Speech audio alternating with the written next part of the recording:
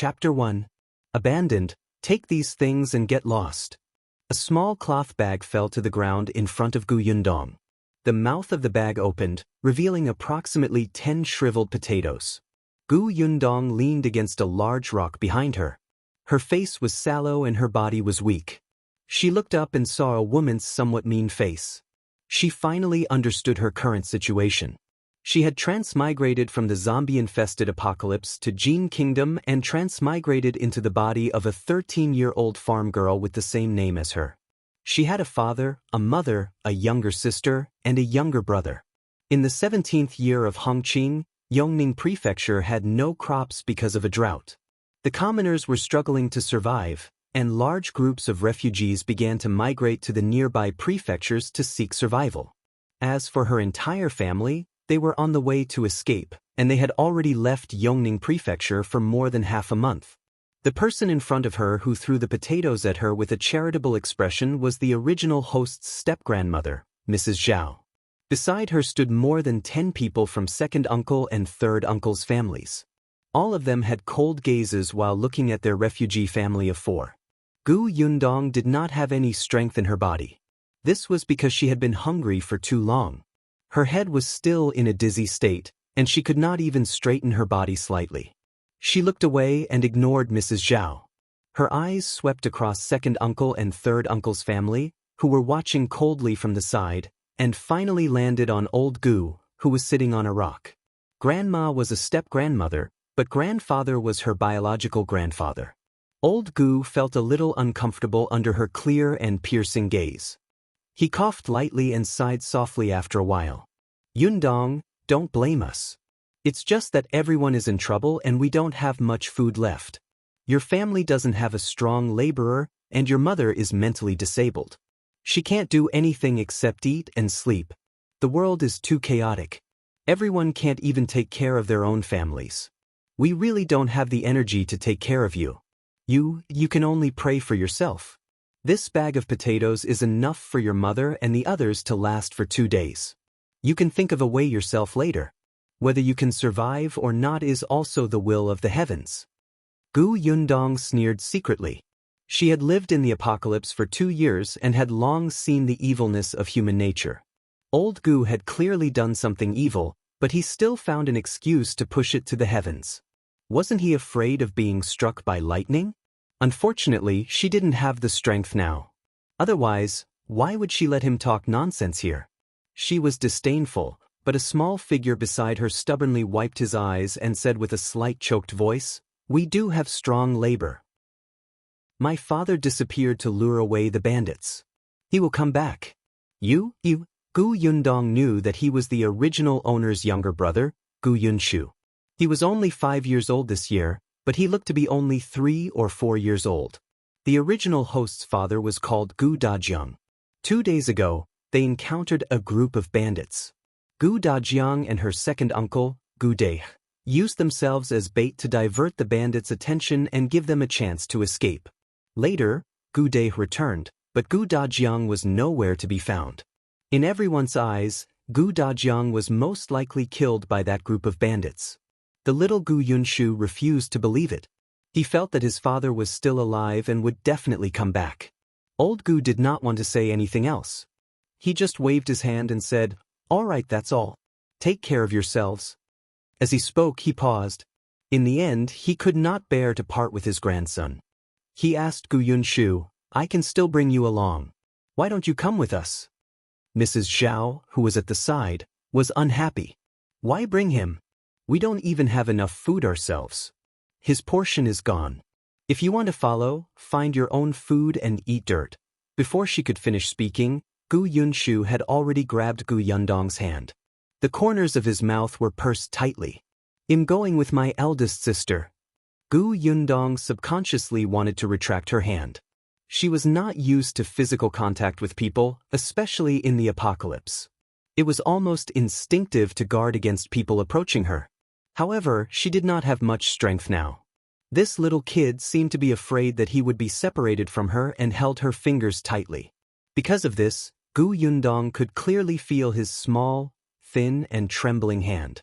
She pursed her lips and did not say anything in the end. Old Gu was provoked by Gu Yunshu's fearful attitude. He stood up angrily. Up to you. With that he left with Mrs. Zhao and the others. Madame Yang, who was Gu Yundong's mother, had been standing at the side and was confused. She was carrying a basket with a 3-year-old girl in it. The girl was sleeping groggily, and such a huge commotion did not wake her up. Seeing that old Gu and the others had left, Madame Yang followed them helplessly.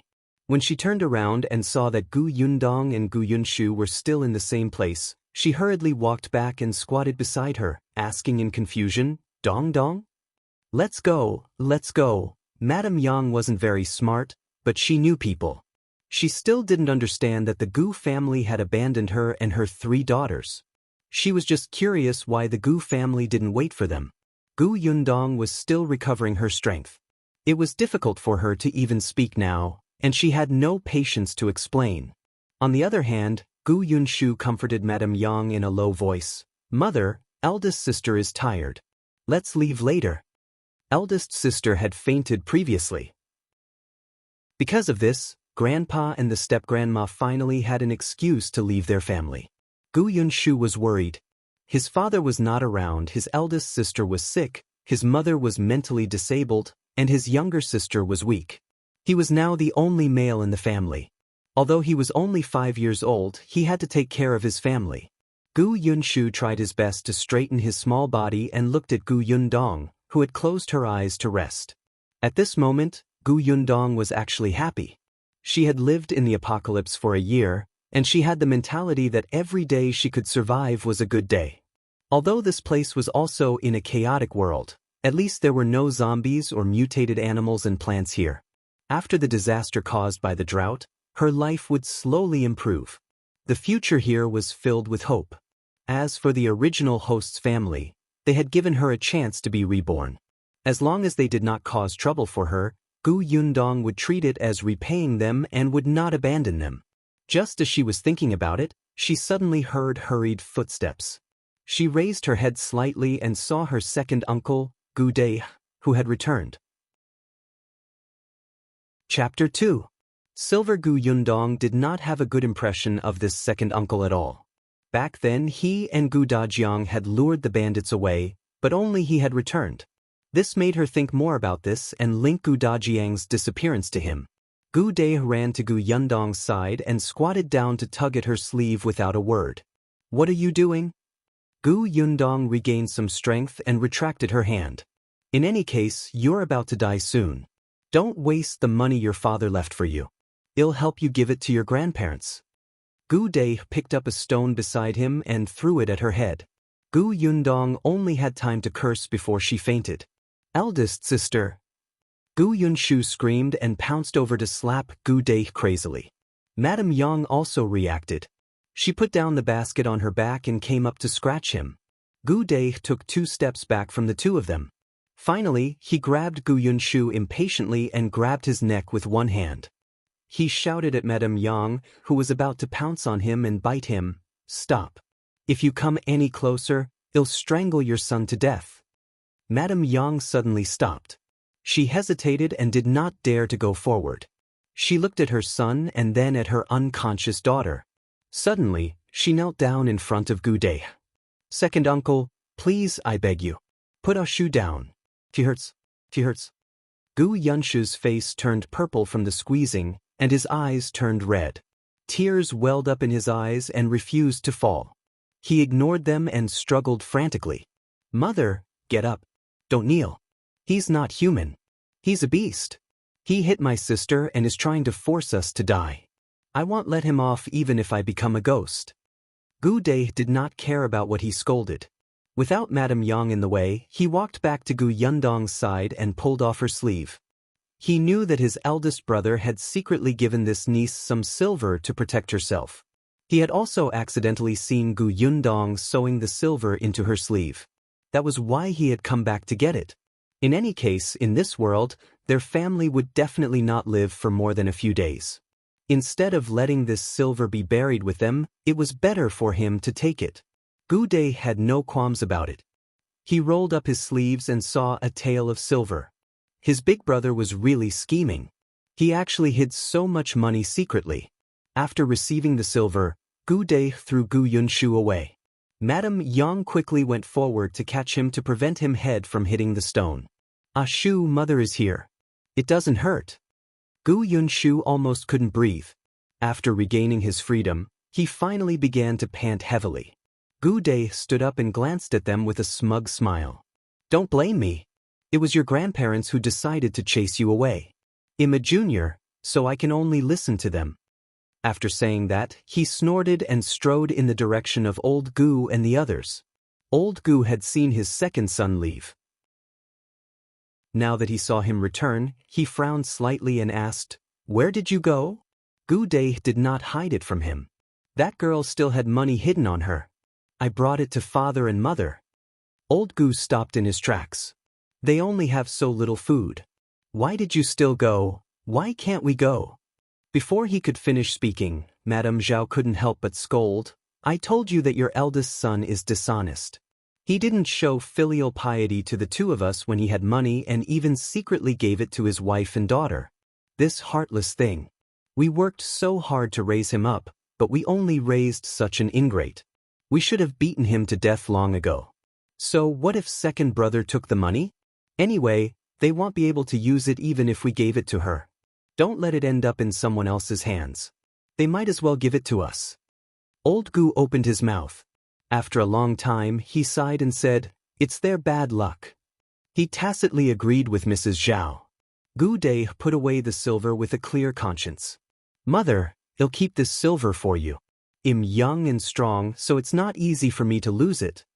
Mrs. Zhao glanced at him but did not say anything. In this world, she was not willing to make her son unhappy over a few dozen copper coins. If she angered her son and he abandoned her, she would not be able to live as an old lady. She thought that there was not much money, so she let him be. Chapter 3. I'm hungry. When Gu Yundong woke up again, she was on Madame Yang's back. She could hear her panting as she walked. Madame Yang was very thin and weak. Gu Yundong could clearly feel her shoulders shaking, as if they would break if she was not careful. "Dong dong, dong dong, you're awake?" Perhaps sensing movement, Madame Yang turned her head slightly and said happily. Only then did Gu Yundong realize that there was still a basket hanging in front of Madame Yang. The little girl in the basket was still sleeping soundly and had yet to wake up. Gu Yunshu also heard the sound and hurriedly looked up. "Eldest sister, you're awake? Hang in there a little longer. We'll be there soon." "Where are we going?" Gu Yundong asked hoarsely. The path they were on was a little narrow, and there were not many people on the road. The sky was already dark, so they had to find a place to spend the night. "We're going back. We're going to the village we went to last night to stay for the night. That place is a little closer." Gu Yunshu raised his head, wiped his face, and tried his best to smile. This decision was made by him, and he was actually very nervous. He did not know if it was right. After all, compared to the unknown direction in front of him, he could only return to the place he recognized. Big sister needed to rest, and he was very afraid. Only then did Gu Yundong realize that there was a mark on his neck. Coupled with his huge head, it was especially shocking. Her face darkened slightly. "Where's Gu Dai?" "He stole eldest sister's money and ran away." Gu Yunshu finally couldn't hold it in anymore. He couldn't maintain his smile and lowered his head to wipe his tears. "Yunshu is useless. I didn't protect eldest sister well or protect the money. I'm sorry." Gu Yundong wanted to tell him not to cry. She had been in the apocalypse for a year and had long understood that tears were the most useless thing. If the money was gone, so be it. What was the use of crying? When there was a chance later, she would make him pay back 10 times or 100 times. What was the big deal? However, she quickly reacted. This was not the apocalypse, and Gu Yunshu was not a stranger. He was her younger brother. However, she did not know how to comfort others. Fortunately, Madame Yang's voice quickly sounded in her ears. "Ah Shu, don't cry. It's your second uncle who's bad. Well, ignore him in the future. Mother dotes on you." Gu Yunshu was comforted. He sniffled hard. "I won't cry. I'm the only man here. Don't cry." As he spoke, he hugged the bag of potatoes in his arms and puffed out his small chest. Gu Yundong was speechless. Fortunately, they arrived at the village quickly. The village was quiet and almost empty. Everyone was either dead or fleeing, looking for a place to survive. Gu Yunshu originally wanted to go to the house they had gone to yesterday, but he was stopped by Gu Yundong. In the end, they chose a house a little away from the center of the village. The place was not big, but it was remote and quiet. There were only 2 families beside it. When they entered the house, Madame Yang carefully put Gu Yundong down. Gu Yundong's strength had slowly recovered, but she was still a little dizzy from the blow to her head. Gu Yunshu carefully placed the potatoes in front of her and looked up. "Eldest sister, rest first. I'll go find some firewood." He was very sensible. When he spoke to Gu Yundong, he tried his best to smile so that she would not worry. With that, he turned around and went to look for the woodshed. Gu Yundong looked at his back view and was worried that his head would snap at any moment.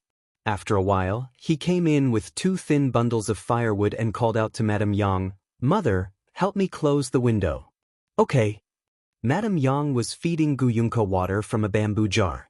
The little girl swallowed unconsciously and finally reacted. After the windows and door was closed, Gu Yunshu began to roast potatoes. Gu Yundong watched as he took out 2 small potatoes from the cloth bag. He skewered them while treating them very preciously and placed them on the firewood to rotate. When it was about time, he handed one to her. As for the other one, he carefully peeled off the skin and delivered it to Gu Yunk's mouth. Then he extinguished the fire. Gu Yundong looked at the small potatoes in her hand and then at Gu Yunshu and Madame Yang, who clearly did not intend to eat them. "What about yours?" "Elder sister, I'm not hungry." Although he said that, his eyes could not help but drift to the potatoes. Then he immediately lowered his head. Madame Yang was much more direct. She swallowed hard. "I'm hungry." Chapter 4. Spatial Pocket. Gu Yunshu's small face flushed red. He tugged at it with his small hands and comforted Madame Yang softly. "Mother, we don't have much food left. Let's not eat today, okay? I'll go out and see if there's anything else." There were only about 10 small potatoes, so they definitely had to take care of the injured elder sister and the starving younger sister first. Gu Yunshu was a little sad, and there was even despair in his eyes. If they could not find food later, they might really starve to death. They still had a long way to go. Madame Yang was mentally disabled, but she could listen. She licked her lips and stared at the potatoes, but she still nodded. Then I won't eat it." Gu Yundong was speechless. It would be strange if she could still eat like this. Moreover, she had not planned to eat it in the first place. The potatoes had already germinated. If she ate them, she would be poisoned. Gu Yundong reached out and took the potato from Gu Yunk's hand as well. "I won't eat this for now. I'll go outside to find something else." She had already recovered her strength. Although her body was still weak, she was no longer unable to walk like before. Gu Yundong slowly stood up. Gu Yunshu was stunned and quickly stood up as well. He reached out to block her.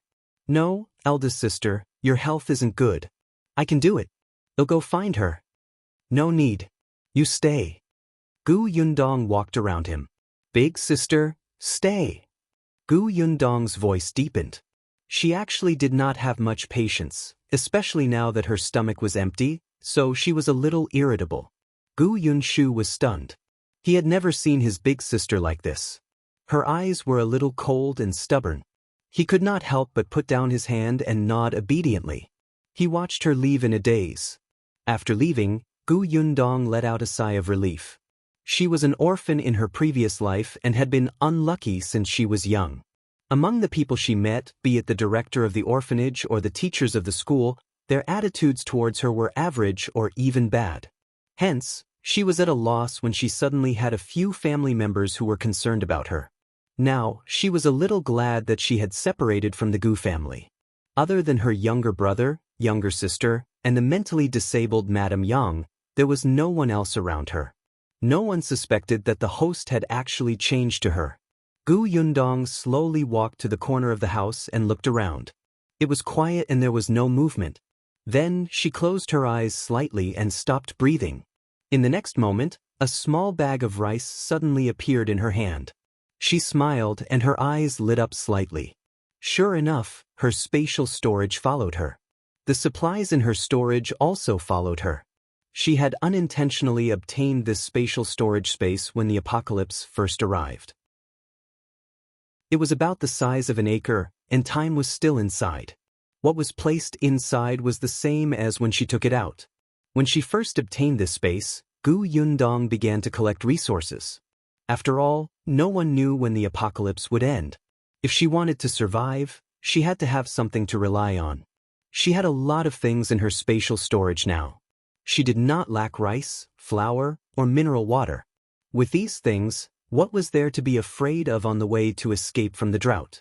Previously, when Gu Dai hit her head with a stone, she almost reflexively wanted to go to the spatial storage to take out her dagger to counterattack. At that time, she realized that her storage space was still there. However, she had paused for a moment because of this. In just a short while, she was knocked out by Gu Dai. She would definitely take revenge when she had the chance. Gu Yundong took out water and alcohol from her spatial storage and disinfected the wound on her head. Fortunately, Gu Dai was not very strong. The main reason why she fainted was because she was hungry, and her injuries were not serious. Then, she squatted down and took out the small cloth bag she had brought out just now. She quietly poured the rice in. After some thought, she took out 2 packets of pickled vegetables and put them in bamboo tubes. Only then did she heave a sigh of relief and walk back into the house. Chapter 5. White rice. As soon as she entered the courtyard, Gu Yundong heard a puzzled voice coming from the room. Mother, eldest sister seems to be different from before. In the past, eldest sister always cried and was especially afraid of pain. Now, she seems to have become so manly in an instant. Gu Yundong was speechless. Did he not know how to speak? What did he mean by being so manly? However, her personality was indeed very different from Gu Yundong's in the past. She had to think of a reasonable excuse to explain. However, before she could think of anything, Gu Yunshi's voice sounded again. It must be because Grandpa and Grandma chased us away and agitated eldest sister. Father is not around, so she feels that she has to protect and take care of us. It's not easy for eldest sister. Mother, tell me, what way can I grow up in an instant and become a strong labor at home? This way, eldest sister won't have to pretend to be so manly. I'm so useless now. Madame Yang tilted her head, not understanding. I've grown up. I'm so tall. Gu Yundong had mixed feelings. This little thing was still young, but he was very capable of worrying.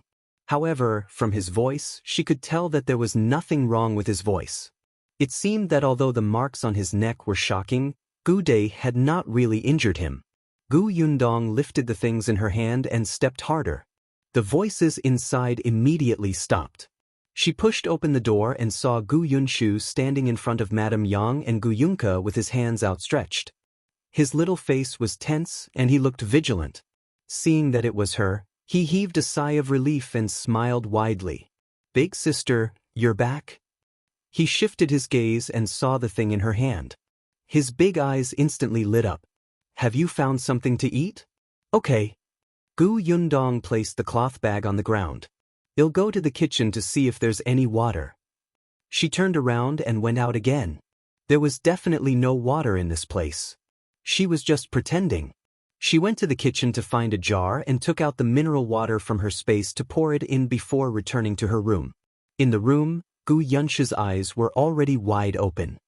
He looked at the white rice in the bag in disbelief and stuttered, Big? Big sister, where did you find it? It's so white and there's so much. He had never seen rice so white and big. Each grain seemed to be transparent and looked better than the most expensive rice in the rice shop in town. Gu Yunshu could not help but gulp. It felt like a dream. I found it under the bed in one of the rooms of the family next door, Gu Yundong said. Gu Yunshu was stunned for a moment before he came to a realization. I know. That family must be like second aunt. They secretly hid the food and forgot to take it with them when they escaped. After saying that, he nodded vigorously. Previously, When she was about to leave the village, second aunt secretly took out 2 large packets of sweet potato jerky from under the bed and prepared to secretly take them away. She had secretly concealed them in her room all these years. She did not expect Grandma to see them and scold second aunt at home for being an ingrate. The entire Gu family knew about this. Now that he heard that these white rice were found under the bed, Gu Yunshu immediately found a reasonable explanation. Gu Yundong felt that there was no need for her to think of an excuse. He could always find an excuse for her. Hence, she nodded. Probably. As she spoke, she turned around and closed the door, rekindling the fire from before. After adding water to the earthen jar, Gu Yundong planned to cook some porridge to drink. The entire family was very hungry and their stomachs were empty. They could only eat soft and tender food. Gu Yunshu's heart ached immediately when she poured out a large handful of rice. Elder sister, don't eat too much. I'm actually not very hungry. I can eat less. Don't you want to grow up quickly?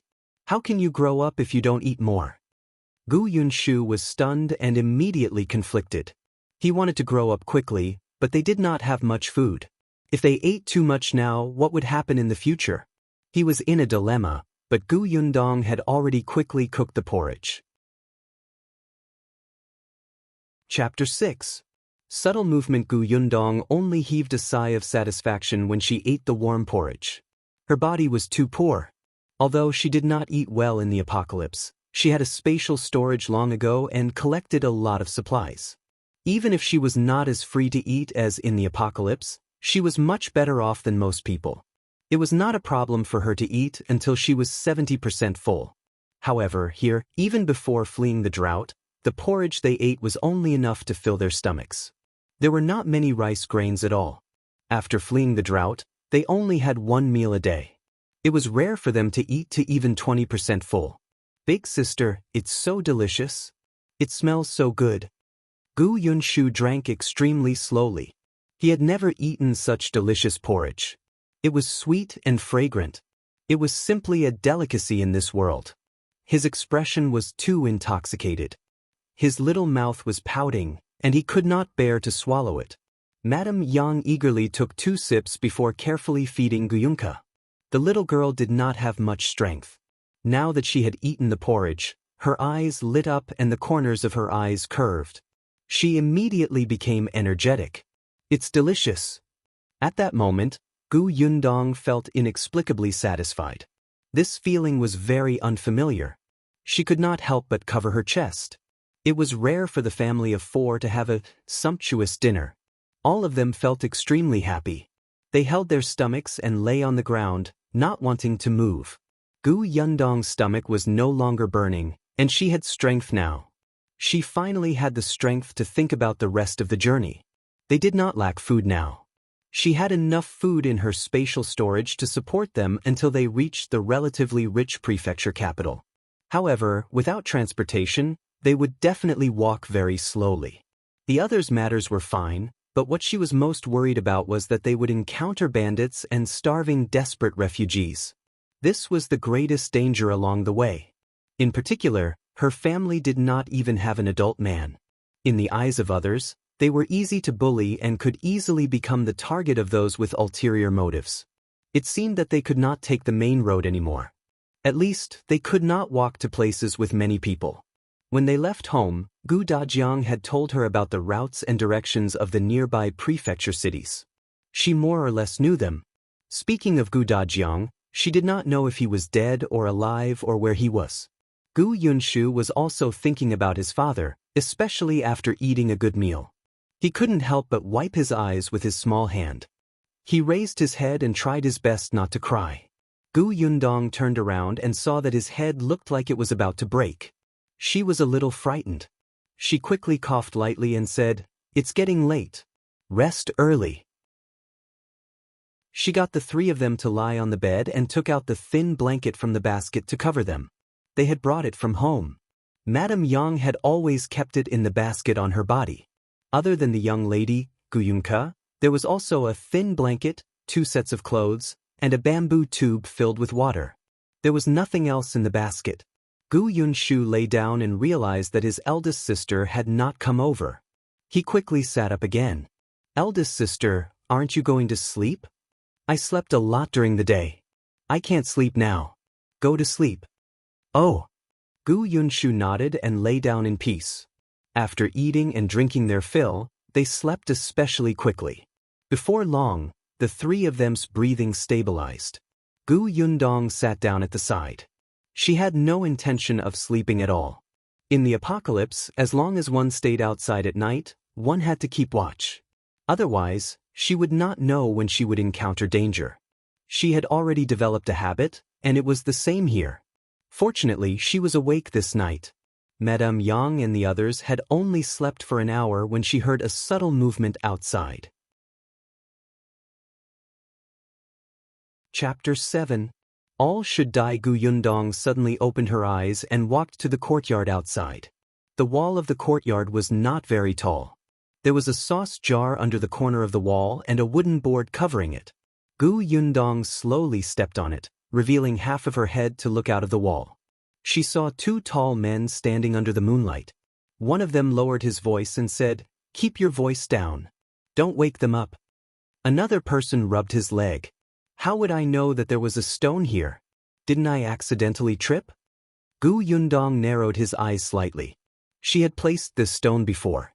Other than this stone, there was also a wooden bolt lying horizontally on the door. Fortunately, she had placed something. Otherwise, she would not have heard the commotion so quickly. What were these two trying to do so sneakily? As she was thinking, the two men turned slightly to reveal their faces. Gu Yundong's expression suddenly changed. She had inherited the original host's memories. In her memory, she had just seen these two faces in the morning. At that time, they had not been separated from the Gu family. When Gu Dai was walking, he accidentally bumped into one of them. At that time, their fierce gazes were like wolves looking at their prey. Just one look was enough to make people tremble in fear.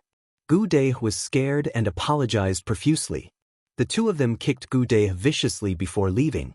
However, before leaving, Gu Yundong could clearly see the malicious look in their eyes. So, why were they here at this moment? Alright, be careful. Don't be so clumsy. The voices of the two people at the corner of the wall sounded again. I know. Hurry up. When I think of those two fair and tender kids, I'm already drooling. We're quite lucky. One of them happens to be unconscious. As long as we deal with the other one, those two kids will be ours. You only know how to eat. I say, you were here spying on them earlier, right? Is it this place? The two of them walked forward as they spoke. Gu Yundong's expression changed drastically.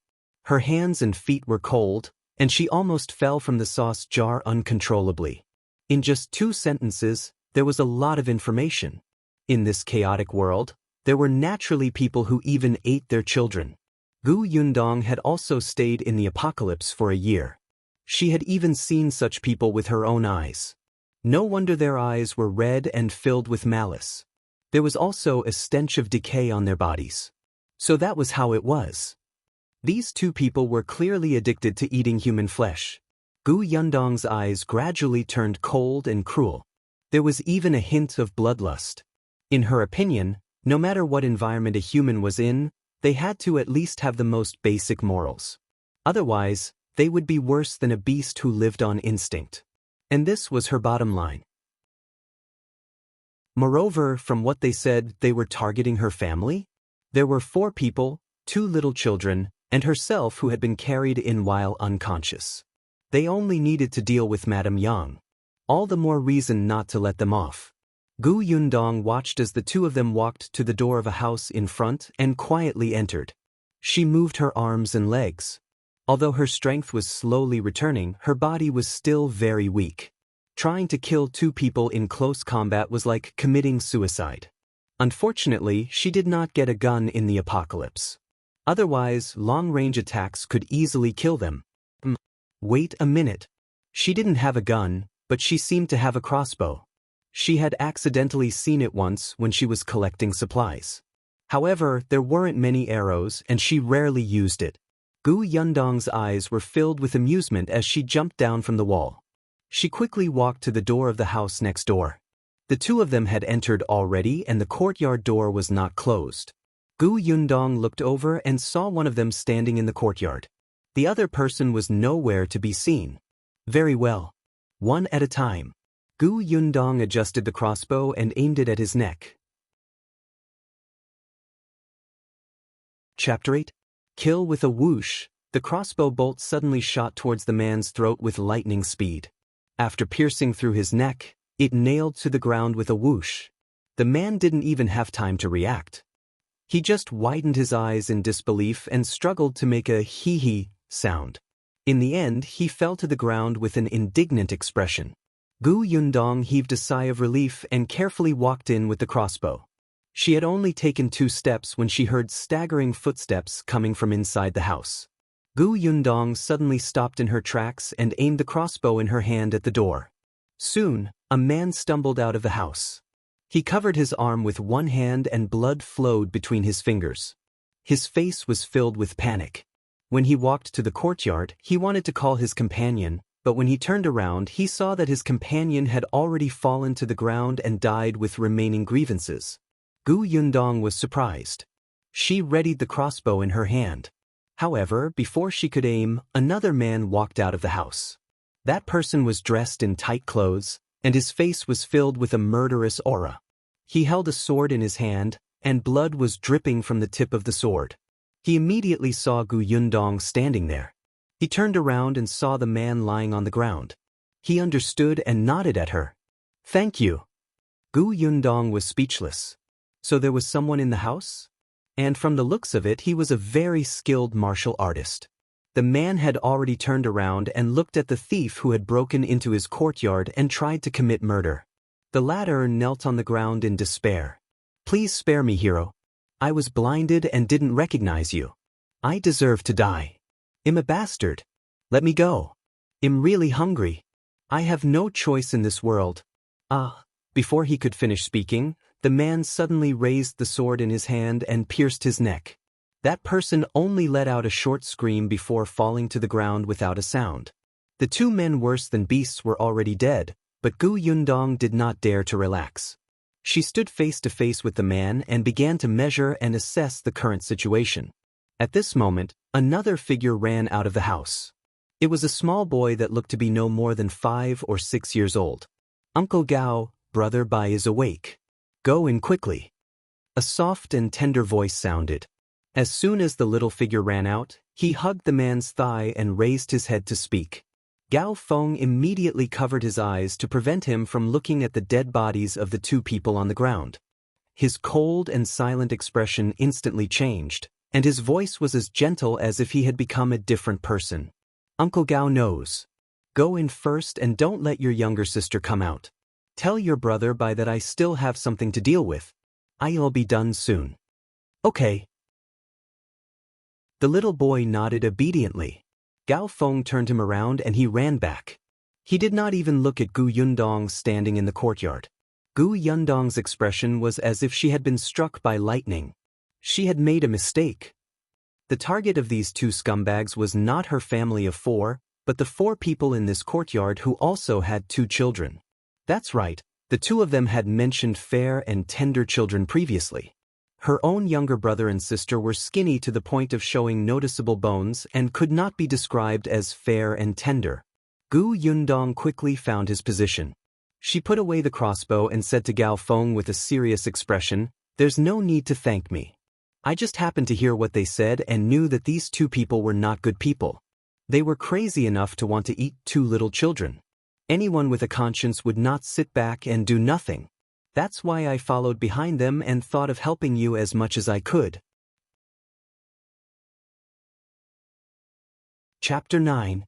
Search for Silver. Gao Feng nodded slightly. It was unknown if he believed her, but he took a few more glances at the crossbow in her hand.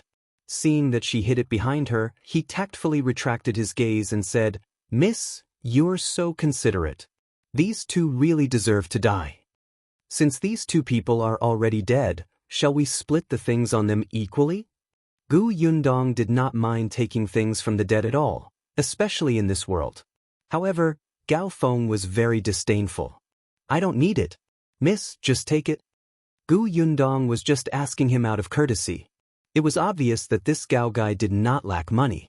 As soon as he agreed, Gu Yundong squatted down and rummaged through the two dead men's money bags. Gao Feng turned around and returned to the house. Gu Yundong only paused for a moment before continuing to rummage through the clothes as if nothing had happened. The two of them really had a lot of things on them. 5 taels of silver, a jade pendant, 2 daggers, 3 small bags of sleeping pills, and other tools for committing crimes. Gu Yundong only took the silver and the jade pendant but did not take the dagger.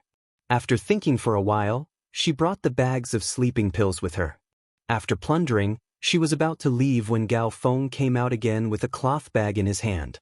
"Thank you for your help today, Mississippi. There are some steamed buns and pancakes here. Please accept them." Gu Yundong was stunned and looked at him in surprise. Then, as she took it, she said, "I feel so awkward taking them. Actually, even if I didn't come, Big Brother's skills would be more than enough to deal with them." The corners of Gao Feng's mouth twitched. If you weren't so agile in taking these things, these words would be more convincing. "Help me close the courtyard door when you go out." "All right." Gu Yundong took the things and turned to leave. She did not ask how the other party would deal with the 2 corpses, nor did she ask for their names. They had just met by chance on the way to escape, and they would not have the chance to meet again in the future. Gu Yundong returned to her courtyard. The steamed buns and pancakes in her hand were already cold. She could eat them tomorrow if they were heated up again. She could add more food for everyone. The 3 people on were still sleeping in front of the fireplace, but they were curled up into a ball together. Gu Yundong frowned. It was now the time when the temperature difference between day and night was huge. It was very hot in the day, but at night, the temperature suddenly dropped by more than 10 degrees. They only had a thin blanket, so short that it could not even cover Madame Yang's feet. Even if they pressed all their clothes on top, it was still very cold. It was no wonder that they were shivering in their sleep. She subconsciously wanted to take out the blanket from her spatial storage, but on second thought, there was someone next door. It was better to be careful. Therefore, she simply took firewood and lit it at the side. Although the home's original family no longer had any food, there was a lot of dry firewood piled by the wall of the courtyard, which was convenient for her. As soon as the fire started, the temperature in the room instantly rose. Only then did the 3 of them, who had been curled up in a ball together by the fireplace, feel a little more comfortable. Their brows relaxed, and they slept especially peacefully. Gu Yundong sat at the side, but her ears were perked up. She did not expect to hear movement outside the door after only an hour. She stood up with a swish and walked out of the house. She stood again on the sauce jar and looked outside. She saw a carriage coming from the door. Gao Feng, who was in the courtyard next door, was carrying a young man into the carriage. Sensing her gaze, Gao Feng raised his head and nodded at her. "We made noise and bothered you. Are you guys leaving?" "Yes." After Gao Feng finished speaking, he also crawled into the carriage. With a shake of the reins, the carriage rumbled further and further away under the moonlight. Gu Yundong only came down from the sauce jar when she could not even see his shadow. She entered the house and sat for another 15 minutes before walking to the fireplace and carrying out the little girl sleeping in the middle, Gu Yunka. Chapter 10. The milk is delicious. The little girl's bones were soft, as if they would break if she exerted a little force. Gu Yundong did not dare to use too much strength. She hugged her exceptionally carefully. Little sister, wake up." She carried her a little further away from the fireplace before gently shaking her to wake her up. The little girl opened her eyes and looked at her in confusion. "Big sister? Come, open your mouth and drink this." "Oh." Gu Yunka did not even ask anything. She did not even see what was handed to her. She trusted her and obediently opened her small mouth and drank it. After taking a few sips, she suddenly froze. "It's sweet. Drink more if you like." Gu Yundong was holding milk from her spatial storage. She had placed it on the fire to warm it up before feeding it to Gu Yunka. The little girl was too thin and weak. She was clearly 3 years old, but currently, she could not even walk steadily. Most of her day was spent sleeping. Gu Yunka was different from Gu Yunshu. No matter what, The latter was a boy and still held a slight position in old Gus' heart. He naturally ate more than Gu Yun, so he was considered to have the best physical fitness among the four of them. Gu Yundong had no experience in taking care of young children, but there was milk in the spatial storage. This was the most suitable thing to nourish her at the moment. After drinking more than half a bowl of milk, Gu Yun could not help but burp. "It's delicious." Gu Yundong put down the bowl. When she saw her narrowing her eyes and looking like she was enjoying herself, she could not help but soften. Her tone became much gentler. "Go back to sleep." Gu Yundong placed the little fellow in the middle and tucked her in. Then she sat back by the fire. The little girl was not fully awake to begin with. In just a moment, she fell asleep again. The entire house was silent. Gu Yundong could not help but look up at the wooden beam above her head. She suddenly enjoyed this environment. It was really quiet. She no longer heard the zombies' cries, nor did she need to be tense at all times and need to fight for her life. She even had family by her side. This was something she did not even dare to think about in her previous life. It felt like a dream. Dong dong. Madame Yang suddenly woke up. "You're awake." Gu Yundong suddenly came back to her senses and realized that a long time had passed. "Yes, I have to get up early." It was only 4 a.m. The sky was not even bright yet. However, Madame Yang had already developed a biological clock. When she was at home, she had to get up this early to cook food, feed the pigs, and to clean the courtyard. Later on the way to escape, because her brain was not very good, no one arranged for her to keep watch at night. Although she had to travel overnight sometimes, Madame Yang's waking time did not change much. Gu Yundong stood up and stretched her limbs. She took a bag from the side and handed it to her. "This is for you." Madame Yang looked down at the bag and her eyes lit up. "Pancakes and steamed buns?" "Sure." Gu Yundong looked at the two children who were still sleeping. Madame Yang immediately covered her mouth and shook her head vigorously. She actually looked a little cute. The corners of Gu Yundong's mouth twitched. "Eat something to fill your stomach first. Put the rest over the fire and roast it. When they wake up, give it to them. I'm going to sleep for a while. If there's any sound outside or if someone comes, remember to wake me up, understand?" Madame Yang was already awake, so she could let her be the guard. She had to take the opportunity to sleep for a few hours, or her body would not be able to take it. "I do." Madame Yang agreed seriously. Only then did Gu Yundong lie down and sleep. After an unknown period of time, she woke up from the heat. Just as she narrowed her eyes, she heard Gu Yunk's tender voice. "It's true. I drank it last night. It was sweet and delicious." Chapter 11. Arriving at Qingan Prefecture as she spoke, Gu Yunka licked her lips as if she was reminiscing. Then she swallowed her saliva. Gu Yundong did not expect her to remember. At that time, Gu Yunka was in a sleepy daze and Gu Yundong thought that she did not have much of an impression. She had to think of an excuse to fool the little girl. However, before she could speak, the little girl said obediently, "Brother, then what delicious food did you dream of last night?" "I didn't dream of anything." "Little sister, when you dream of that sweet sugar water again tonight, can you share it with me? I want to go to your dream too." Gu Yunshu looked serious as he held her small hand and begged sincerely. Gu Yunka nodded hurriedly. "All right, let's drink together." Madame Yang wiped her saliva. "I want to drink it too." "Yes, bring mother and eldest sister. Drink it all. It's really delicious." The little girl's eyes were curved into crescents. Perhaps it was because she had eaten better these 2 meals, but she was much more energetic than yesterday. "It would be even better if I dreamed of meat." "Gu Yundong, you really dare to think about it?" She rubbed her temples and sat up.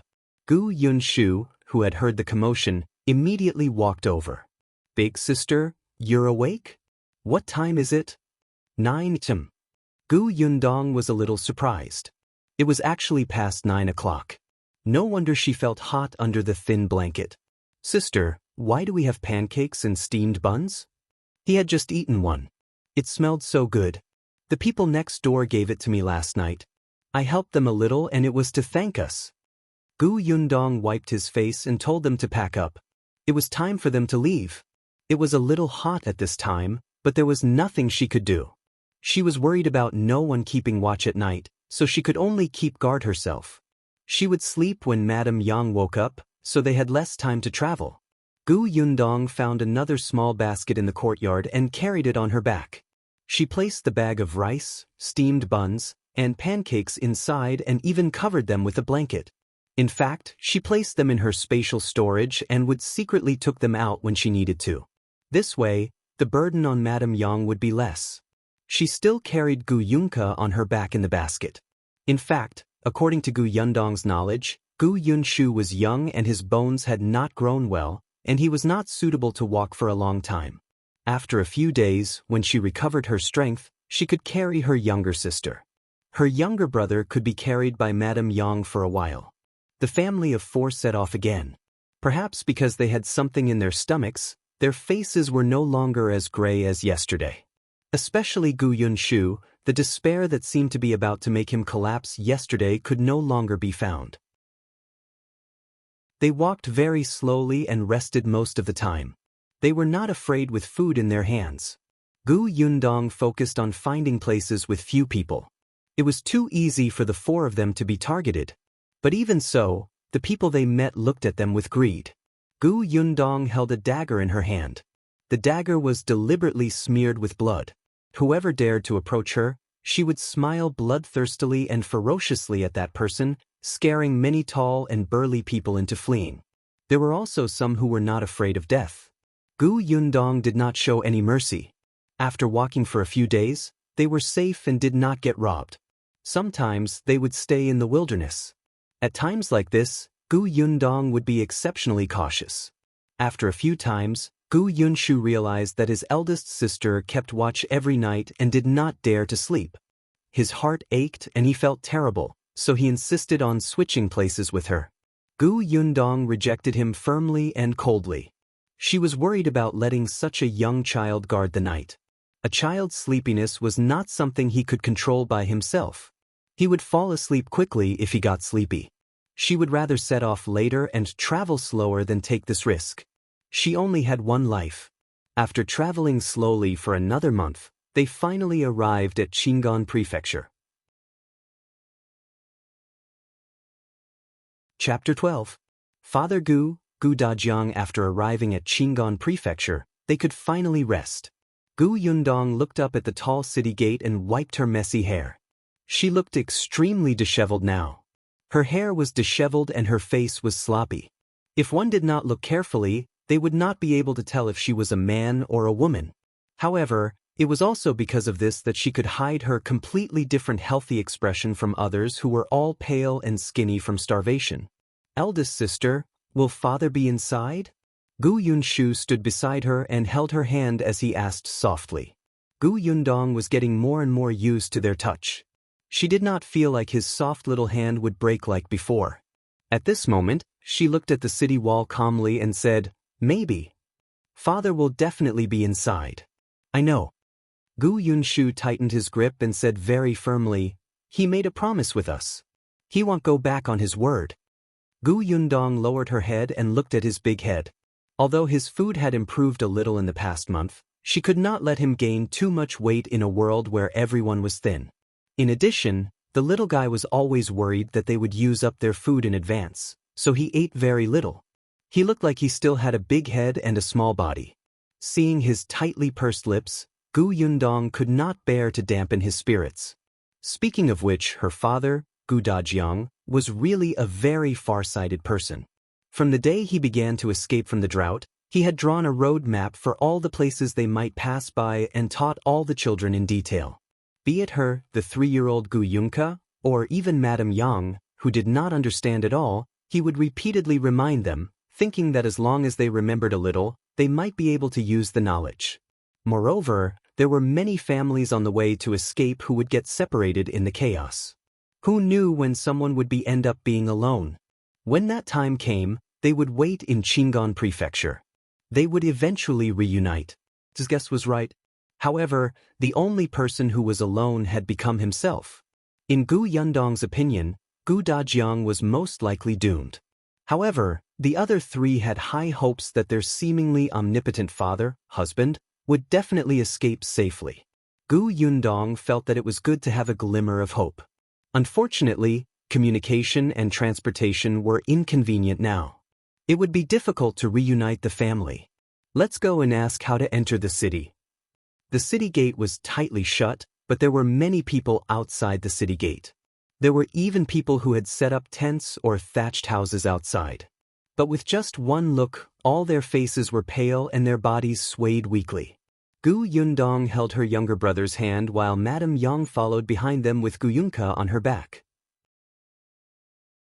The four of them took a few steps forward and finally stopped in front of an old man who looked a little old and kind. The old man's hands trembled as he sat on the ground and sighed as he looked in the direction of the city gate. "Sir, I want to ask when the city gate will open and how I can enter the city?" The old man turned to look at her and then at the people around her. A trace of surprise flashed in his turbid eyes. Then he shook his head and sighed. "Entering what city? No one is allowed to enter the city at all. The good people in the city came out to give porridge a few days ago. Yesterday they stopped. The city gate has never opened again. You want to enter the city?" He waved his hand. "Don't think about it, don't think about it." Gu Yundong frowned slightly. "Thank you." She straightened up and looked at the dense crowd. She also felt that there was not much hope of entering the city. Eldest sister, eldest sister." Gu Yunshu, who was beside her, suddenly tugged at her sleeve and pointed in one direction. "Look who that is." Chapter 13. Drawing her knife, Gu Yundong looked in the direction he was pointing and saw a few familiar people. After thinking about it carefully, she found the identities of these people from her memories. Younger Aunt Gus family. Old Gu had 4 sons and 2 daughters. Among them, her father, Gu Dajiang, and older Aunt Gu were born to the original wife. The second uncle, third uncle, and fourth uncle, as well as younger Aunt Gu, were born to Madame Zhao, the second wife. Older Aunt Gu married in the neighboring village. Before escaping, Gu Dajiang had gone to look for them and asked their family to leave together. However, older Aunt Gu could not let go of her eldest daughter, who was already married, and planned to be with her eldest daughter and son-in-law. Younger Aunt Gu had married into town and her husband's family was quite well off. She even had a small shop in town to support her livelihood and her family had a donkey cart. With such conditions, she was naturally even more unwilling to be with her maternal family, who only relied on their legs to walk. What if they had to use her donkey cart along the way? What if they had no food and had to eat her family's food? Wouldn't she suffer a huge loss then? As for fourth Uncle Gu, he was only 18 years old this year and was not married yet. Moreover, when he was born, because he was too big and Mrs. Zhao was old, she had a difficult labor and almost miscarried. Moreover, she already had 2 biological sons before him, so he was not favored by Mrs. Zhao. On the other hand, Father Gu and older Aunt Gu, who had already grown up, had always taken care of him. Therefore, fourth Uncle Gu actually had a better relationship with Father Gu and the others. When Father Gu went missing on the way to escape, fourth Uncle Gu took on the responsibility of taking care of their family. Because of this, Madame Zhao disliked him even more. In order to prevent him from ruining things, Madame Zhao and the others deliberately sent fourth Uncle Gu away and took the opportunity to chase her family away. Therefore, only second uncle and third uncle were present at that time. She did not know what would happen when fourth Uncle Gu returned. However, Gu Yundong could not care too much. She still had to take care of Madame Yang and her brother and sister, so she could not spare too much energy to think about anything else. However, she did not expect to meet younger Aunt Gu at the city gate. The entire Gu family did not see her. Younger Aunt Gus' maiden name was Gu Chuyue. She probably felt too intense of a gaze and turned around and saw them. With just one look, she frowned. Then, she rolled her eyes and looked around them. Perhaps because she did not see old Gu and the others, she quickly turned her head away and pretended not to know them. Gu Yundong scoffed. She did not want to acknowledge her either. It was better to think about how to enter the city. However, she wanted to live in peace without knowing each other, But the other party did not want to do as she wished. Soon, a child walked over and stood in front of them. She raised his head slightly and said arrogantly, "My mother told you to leave quickly and not embarrass yourselves here. With your wretched appearance, it's impossible for you to be let into the city." This little girl was Gu Qiyu's daughter. She was 7 years old this year. Because she lived in town, she had a sense of superiority since she was young, especially in front of Gu Yundong's family. Every time she went to the Gu family, she looked at them with disdain. She rolled her eyes and finally looked at Gu Yundong.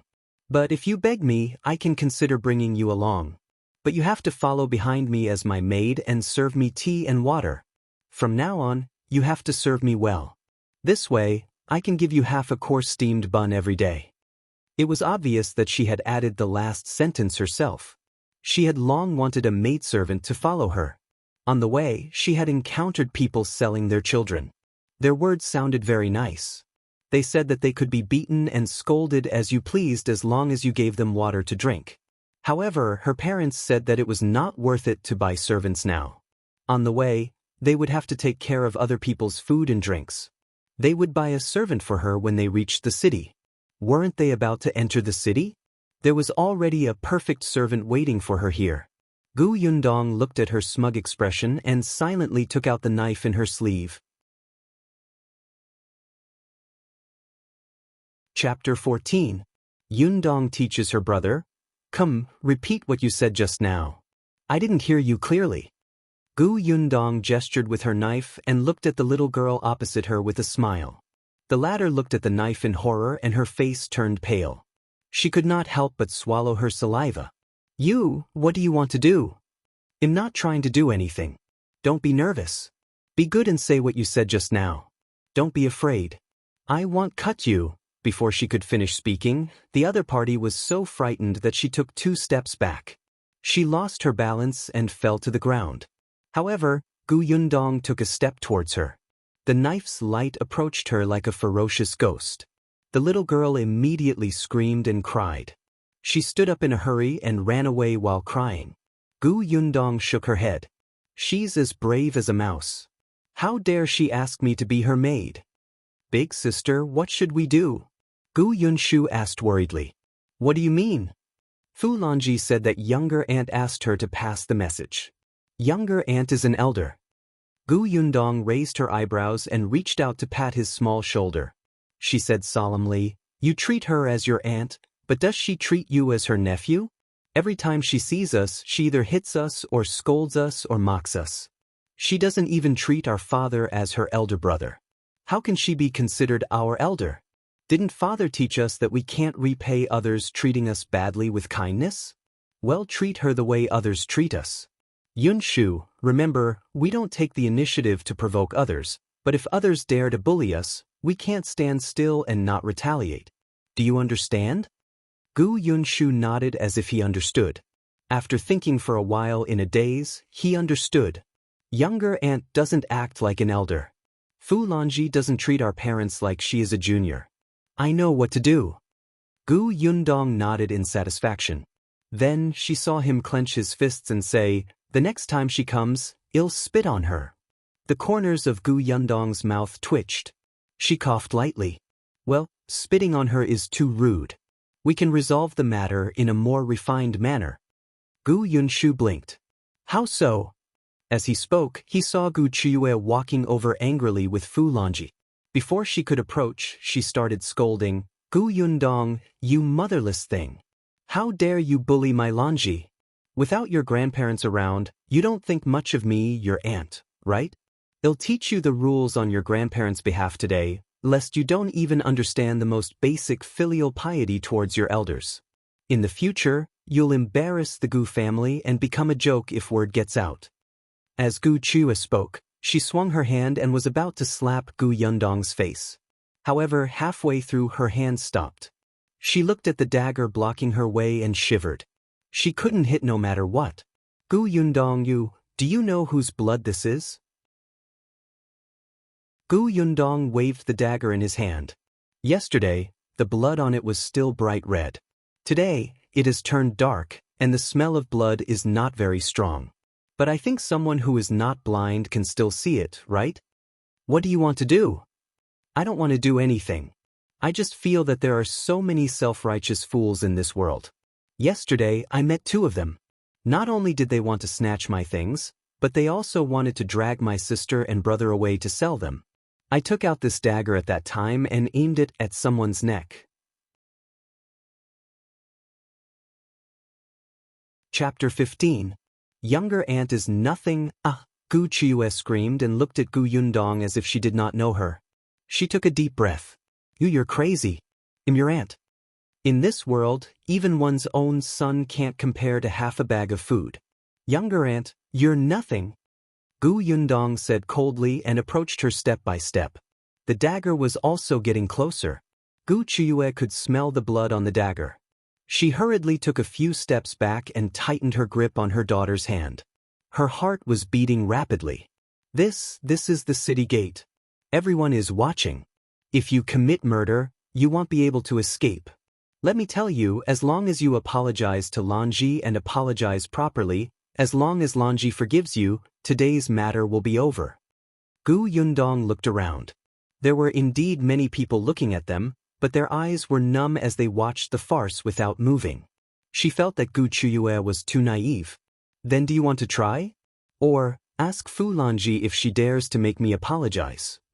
Fu Lanji met her cold gaze and immediately shook her head like a rattle drum. Gu Chiyue was furious. She wanted to go forward and give Gu Yundong a few vicious slaps. However, she did not dare to. Gu Yundong's gaze was too terrifying. In the end, she could not help but shout fiercely, I won't argue with you. If you don't take your elders seriously, I won't care if you live or die in the future. When the time comes, don't beg me if you want to enter the city. Lunatic, you're just like your mother. Lanji, let's go. The two of them came in a hurry but stumbled back. After walking far away, Gu Chiyue cursed, Little b***, just you wait. Do you really think I can't deal with you? I'll see how long you can protect yourself with 3 burdens by your side. You better not let me find any opportunities. When the time comes, I'll teach you a lesson. I don't believe that you can come here safely by yourself. I don't know how many men you've slept with already, little whore. Fu Lanji finally stopped crying. Mother, why aren't they with Grandpa and the others? They must have been chased out. Gu Chiyue sneered. She knew her parents too well. Serves them right. The two of them gradually disappeared into the distance. Gu Yundong put away her dagger and looked at the people around her. She did not know if it was because of the blood on her dagger or if it was because of the unfriendly look in her eyes, but in short, a few people who were tempted to go forward and talk to her had given up. This Gu Chiyue was still somewhat useful. It's not easy for a young lady. The old man, who had been watching from the beginning to the end, could not help but sigh.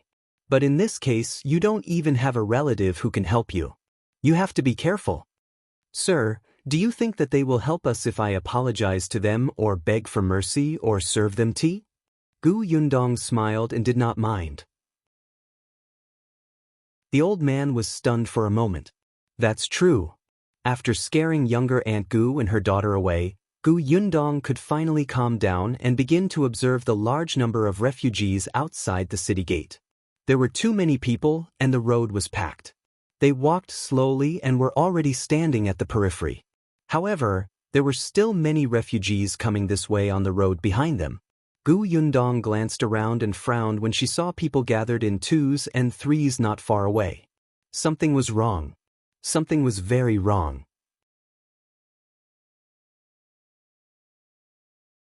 Chapter 16. Chaos will happen. Gu Yunshu grabbed her hand. Eldest sister, has father already entered the city? I'm not too sure. I'll ask around first. Gu Yundong found a plot of land at the side and brought them to sit down and rest. When the fatigue passed, she began to ask about Father Gus' whereabouts. She did not dare to leave Madame Yang and the others alone, so she simply brought them along. There were too many people at the city gate. It was not easy to find one person. In particular, many people looked at them as if they were about to pounce on them and tear them apart at any moment. Gu Yundong did not dare to relax at all. She kept holding the dagger in her hand.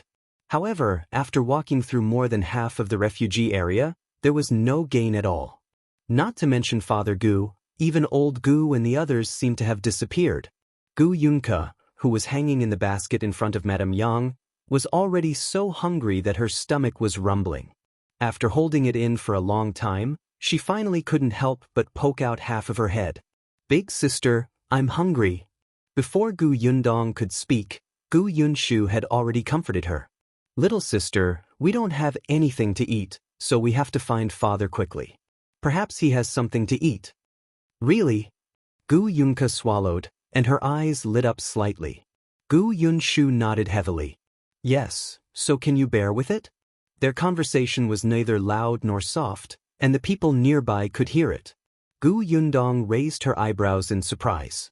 She patted her brother's head and said in a low voice, "Great job." Of course, there was still food, but there were so many pairs of eyes watching. If they took it out, it would be snatched away. She was also very surprised that the little guy would answer like this. Gu Yunshu was still a little nervous. He was afraid that he would say something wrong, and he even lied to his sister. However, he did not expect his eldest sister to praise him. He immediately straightened his chest excitedly. "I understand." Along the way, he had been watching how Big Sister dealt with those people with ill intentions. He actually wanted to help Big Sister share the burden, but he was afraid that he would cause trouble if he did something wrong, so he only watched and did not say anything. He had subconsciously replied just now, but he did not expect himself to be right. Gu Yunshu was instantly delighted. He did not feel bitter or tired at all. Next, when Gun Yundong asked about Father Gus' whereabouts, occasionally he would interject with a few questions. Unfortunately, even when it was almost dark, he did not find any useful clues. It was obvious that Father Gu was either in the city or he hadn't arrived yet. The worst outcome would be that he was already dead. Gu Yunshu's happy expression disappeared, and his mood became gloomy. Beside him, Gu Yundong's expression was also much more solemn. As expected, something was wrong. After walking around, she realized that many young and strong men were gathered in twos and threes. Their eyes were shining with a certain determined madness. This phenomenon was very dangerous. The family of four walked back to the resting area. The old man from before asked with concern, "Is there any news?" "Not yet." The old man sighed. "In this world, it's too difficult to find someone. But don't be discouraged. You'll find him eventually." "Okay." Gu Yundong put down Madame Yang's basket. Only then did she have the time to take a sip of water from the bamboo tube. She turned around and handed the bamboo tube to Gu Yunshu. She hesitated for a moment before saying, "Sir, I'm afraid it's not going to be peaceful here." "I know." The old man smiled bitterly. "The city gate is closed, and no one comes out to provide porridge. There are more and more people, and everyone has nothing to eat. We're forced into a corner, and we're about to lose our lives. How can we not be in chaos?" Gu Yundong pursed her lips. She also had a feeling that in the next 2 days, the refugees would think of ways to break into the city gate. At that time, the city would be in chaos. Chapter 17. Have to leave here, sir, aren't you leaving? Gu Yundong had originally planned to think of a way to enter the city, but now it seemed that it would not work. She might have the ability to protect herself alone, but Gu Yunshu and the other two beside her did not have the ability to protect themselves. It seemed that she could only wait outside the city gate for 2 days at most. If there was still no news of Father Gu, she would have to leave. The old man looked up at the sky. "I want to leave too, but I ran out of food on the way here. 2 days ago, I still had porridge to eat. Today, I don't know if my son can find any wild vegetables. If he can't, I can only starve. It doesn't matter. Anyway, that old woman of mine has left already. I'm old and won't live for long. It's not a big deal even if there is chaos."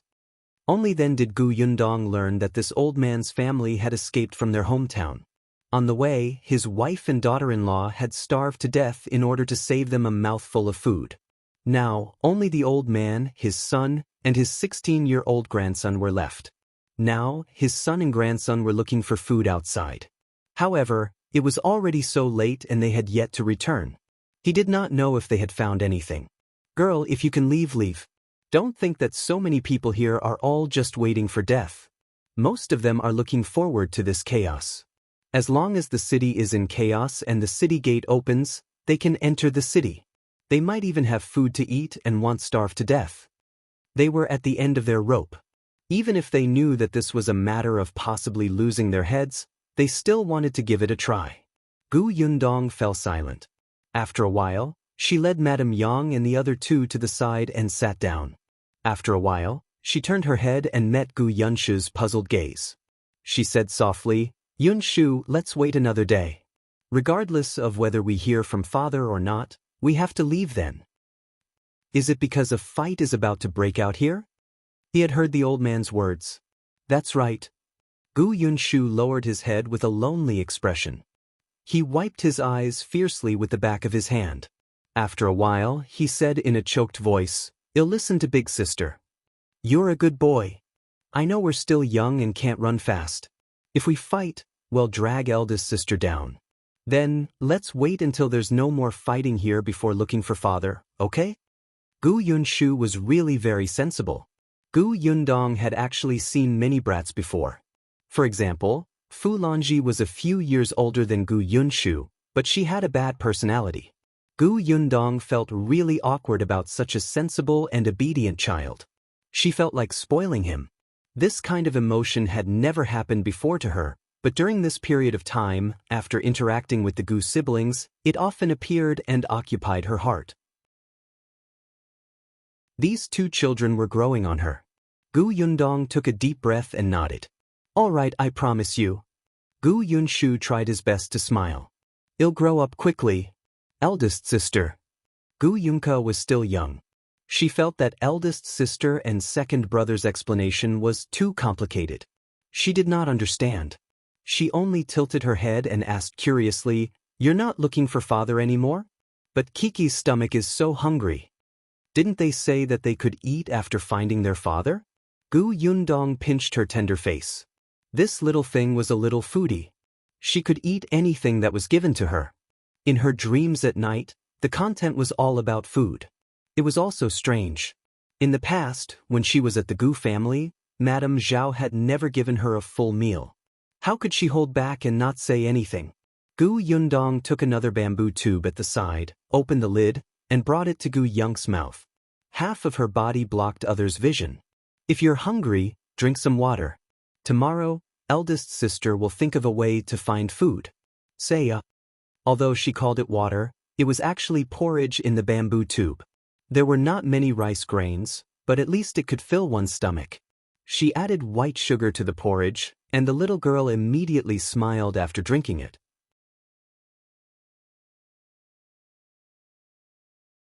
Chapter 18. The bamboo basket is heavy. There was not much porridge in the bamboo tube. It was only enough for everyone to drink 2 mouthfuls, but at least it was enough to put something in their stomachs. The sky was already completely dark. As usual, Gu Yundong sat at the side and guarded everyone. There were too many people at the city gate, so she did not dare to let her guard down. The night was still illuminated by the faint flames. There were also many faint sounds. In the distance, there were faint cries. In this place, there were still people who starved to death and worked themselves to death every day. There were also robberies and fights. No wonder it was chaotic.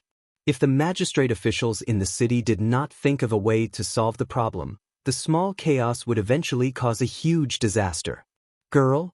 Just as she was thinking, a familiar voice suddenly sounded in her ear. Gu Yundong's expression suddenly tightened. She saw a staggering figure walking over. When he got closer, she saw that it was the old man surnamed Yu who had spoken to her previously. Gu Yundong quickly stood up. "Sir, what's the matter?" "Girl." Old man Yu walked closer and lowered his voice. He said anxiously, "If you can leave, leave quickly. My son and grandson are back. They just brought back news that those people might attack tomorrow morning. I don't know what they will do. When the time comes, you won't be able to escape with your younger siblings." Gu Yundong was stunned. She felt that it might be chaotic in the next 2 days, but she did not expect it to happen so quickly. "What about you, sir?" Old man Yu smiled bitterly. My son said that we shouldn't get involved in such matters. When the time comes, we'll hide far away.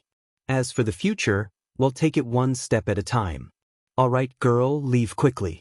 Don't delay. Gu Yundong nodded and squatted down to wake Madame Yang up. She directly asked Madame Yang to carry Gu Yunshu while she carried Gu Yunka. They did not have many things. They basically placed them in the baskets on their backs and could leave after taking them.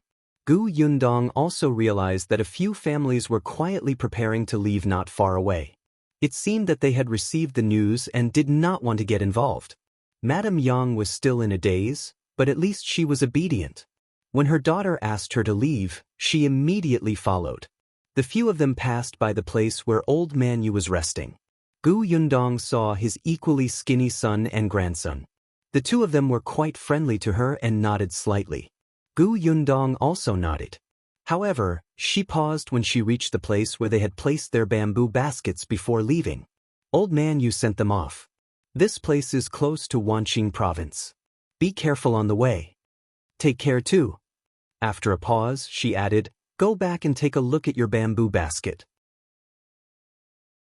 Gu Yundong's movements were light, but her footsteps were hurried. However, she did head towards the Wanqing province that old man Yu had mentioned. When eldest master Yu could not see her, she turned around and walked in the direction of Xuanhe province, which was a little further away.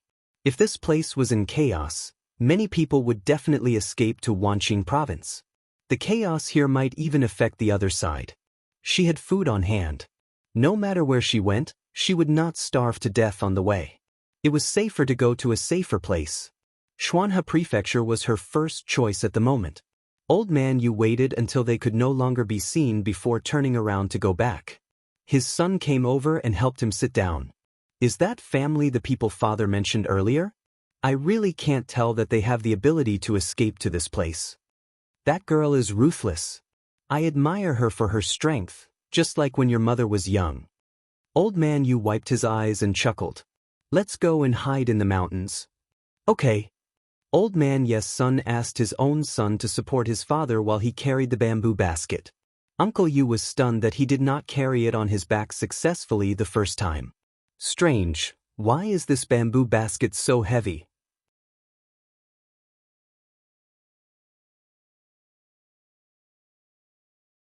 Chapter 19. Selling Gu Yundong and her siblings, it got much heavier? Old man Yu suddenly stopped in his tracks and quickly walked to Uncle Ye's side. By the way, before that girl left, she said that she wanted me to take a look at the bamboo basket. Do you want to take a look?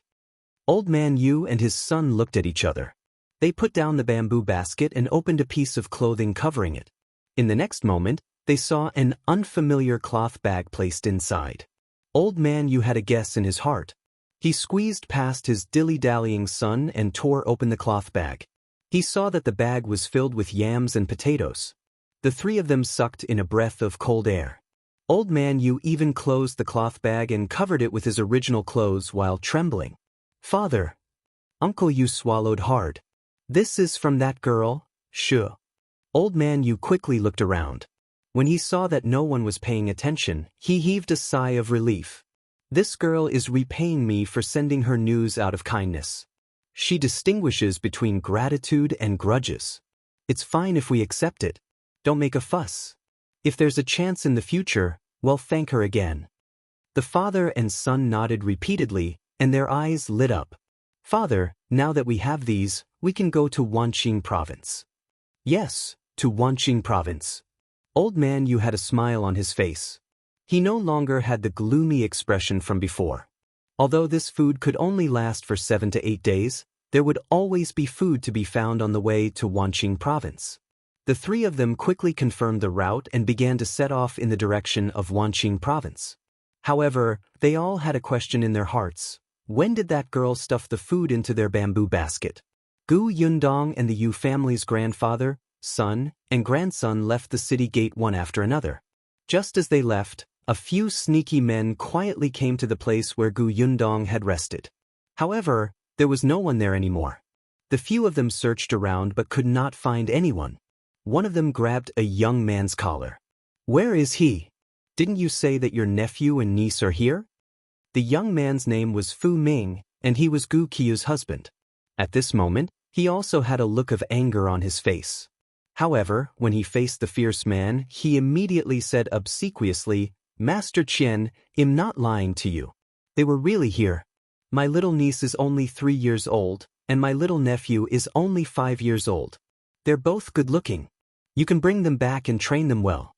They'll definitely be able to help you earn money in the future. The older one is 13 years old and has already grown up. Let's look around nearby some more.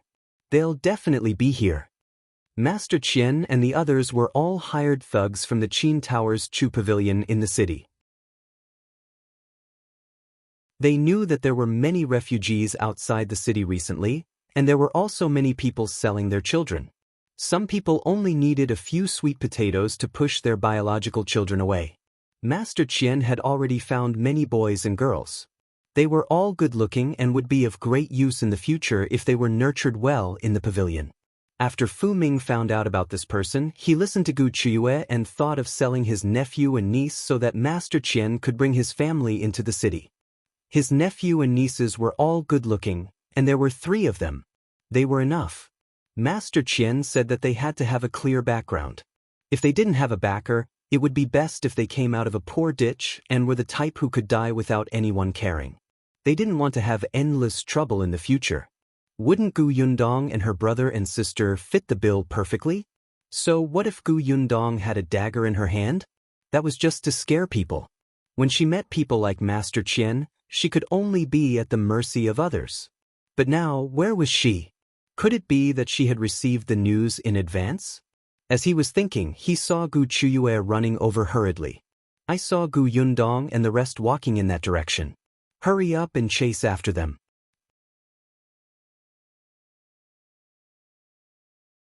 Chapter 20. The ruthless Master Qian. When Gu Yundong and the others turned around to go to Shuanhe province, Gu Qiu happened to see them. She immediately went to look for her husband, Fu Ming, and Master Qian. She hurriedly pointed in the direction. Seeing that they had chased after Gu Yundong, she smiled sinisterly. "I told you not to be smug. Do you think a thin brat like you can escape from Master Qian's hands? Just you wait. He'll make you come back and kowtow and admit your mistake." But Gu Yundong had not walked very far. After all, she was carrying a child on her back and it was the middle of the night. It was inevitable that she would walk slower. Fortunately, not many people took this path. Basically, they all went to the closer Wanqing prefecture. Shuanhe prefecture was too far away. The people who chose this path definitely had better conditions.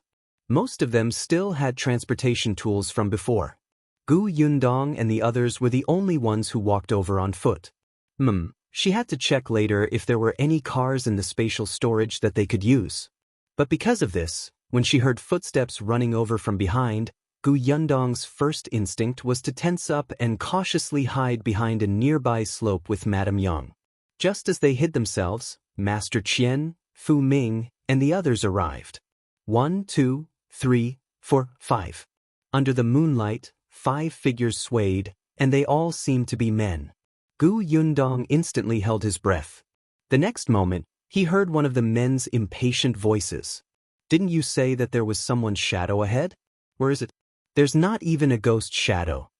"Master Qian, don't be anxious. I didn't see wrongly just now. They must have heard our footsteps and hid. Think about it. There are only 4 of them and 2 of them are babies still drinking milk. They can't walk fast at all. Qiu also said that they just left not long ago. They must be nearby. We can find them if we look. You'd better find your nephews and nieces. Otherwise, you'll use your daughter instead. Don't worry, Master Qian. I promise they won't be able to escape." At first, Gu Yundong only thought that Fu Ming's voice was familiar and could not remember it. When she heard the word, Chua, she instantly remembered. Wasn't this her uncle-in-law's voice? As expected, this couple was not good people. Previously, they did not succeed in finding trouble, but now, they brought helpers. This Master Qian, Gu Yundong had also about him during the day, as when she was asking about Gu Dajiang's whereabouts, she was also collecting all kinds of information in the vicinity. She knew that there was a person called Master Qian at the city gate who could exchange food for beautiful children, both boys and girls. As long as someone caught his eye, he could even think of a way to bring others into the city.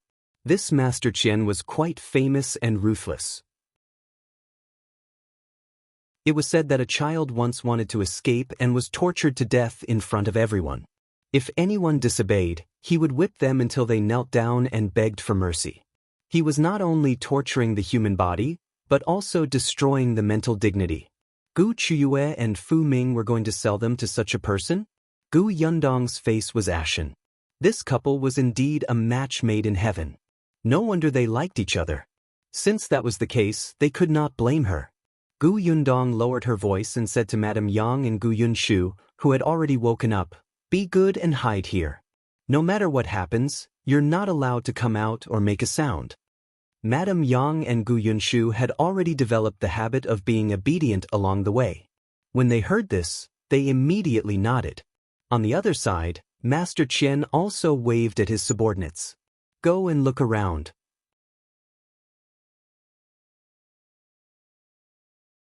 Chapter 21. Sowing discord. As soon as Master Qian finished speaking, Gu Yundong had already quietly bypassed the hiding place of Madame Yang and the other two and revealed herself from another direction. "You're Qian-san?" Master Qian was stunned. He looked with surprise at the girl who spoke. Fu Ming's eyes lit up as he said excitedly, "Master Qian, this is my eldest niece." However, in the next moment he frowned and asked curiously, "Yundong, where's your younger brother and sister?" "Uncle-in-law, don't interrupt. Let me confirm his identity first." As she spoke, Gu Yundong looked at Master Qian. "Are you Qian-san?" Fu Ming was confused. "Confirm? What identity?" Qian-san did not quite understand what she meant. "So what if I am?" "That's good." Gu Yundong nodded and ran to Fu Ming's side. She pulled him back 2 steps. "Uncle, your mission is completed. Stay away so that you won't be hurt." These words were simply baffling. Fu Ming was completely dumbfounded. "No, Yundong, what are you talking about? Why are you pulling me?" "All right, uncle, don't worry. I won't snatch your credit. You lured Qian-san and the others here. You've contributed the most and will receive the most food. I know what to do. Step back first. Otherwise, what if the swords hurt you?" But these words immediately made Qian-san cautious. He suddenly looked up at Fu Ming and realized that Fu Ming was actually 2 meters away from him. "Fu Ming, what do you mean? What do you mean by luring us here?" Gu Yundong took another big step back and looked arrogant and unafraid of death. She laughed at Qian-san. "You don't know, do you? Qian-san, you've been tricked. You killed Uncle Wang's daughter. He came to take revenge on you. He brought people to ambush here. As long as my uncle lures you here, he will give us a bag of food and promise to help us enter the city." Qian-san's expression changed drastically. Although he did not know who the Uncle Wang she was talking about was, he had killed many people. "Fu Ming, you're courting death." He did not have time to judge if Gu Yundong was telling the truth. He immediately waved at his 3 subordinates. "Capture them." Gu Yundong turned around and ran. As she ran, she shouted at a dark corner, "Uncle Wang, hurry up and do it." When she shouted, Qian-san and the others subconsciously stopped in their tracks and turned to look for the so-called Uncle Wang. The corners of Gu Yundong's mouth curled up slightly. She took this opportunity to turn around abruptly. The crossbow bolt hidden in her sleeve shot out with a whoosh and hit Qian-san's forehead. "Ha!" Qian-san made a sound and fell straight back. "Ah!" Fu Ming screamed and looked at Master Qian, who was lying on the ground with his eyes wide open in shock. He did not even dare to breathe. The others were also stunned. In the next moment, another crossbow bolt shot over, but this time it missed. However, even so, the other 3 thugs were so frightened that they panicked, especially when they saw their boss die with grievances. They immediately couldn't care less and scrambled away. Fu Ming also shouted and ran. He was no longer in the mood to catch Gu Yundong. Gu Yundong pursed her lips. Seeing that their footsteps had disappeared, she picked up the crossbow on the ground. The position was not good, and the crossbow bolt could only hit the ground to deter them. She did not need to care about Fu Ming's family. If Qian-san died, his 3 subordinates would not let them off. Gu Yundong sneered and began to plunder Qian San's belongings. This person did not bring anything with him. She only found a money bag from him. There were 20 taels of silver inside. Very well, the money was hers now. Gu Yundong put it away in satisfaction. When she got up again, she heard a commotion at the city gate. As expected, they started fighting.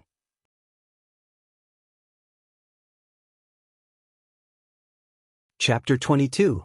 Pushcart Gu Yundong returned to where Madame Yang and the others were hiding.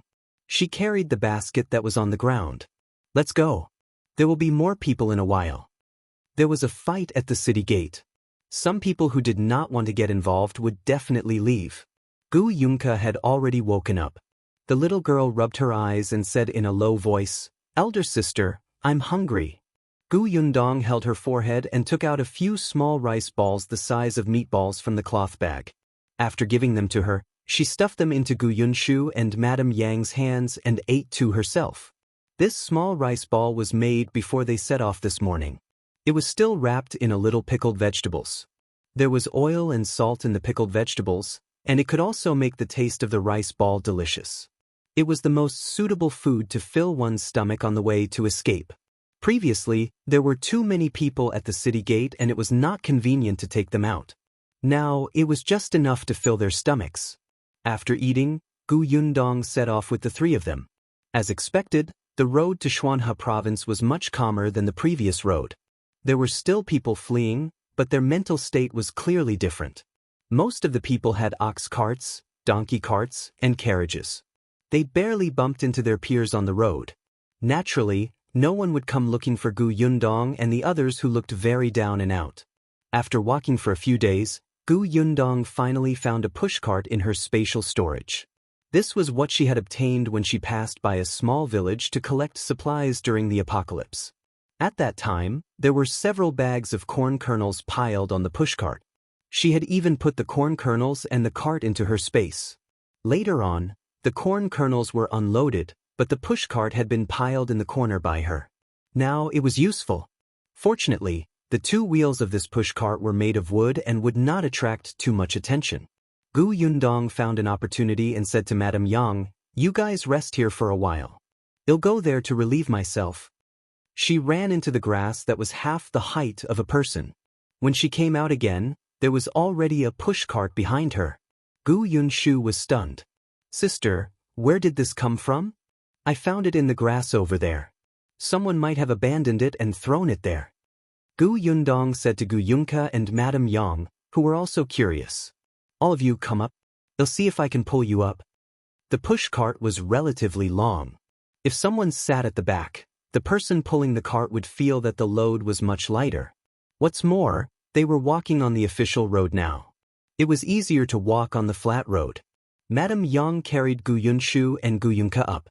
She hesitated for a moment before going up carefully. Gu Yundong was quite strong now. She pressed the front of the cart down, grabbed two handles, and walked forward. It was a little difficult at first, but slowly, it did not require much strength. The wheels would also roll forward according to inertia.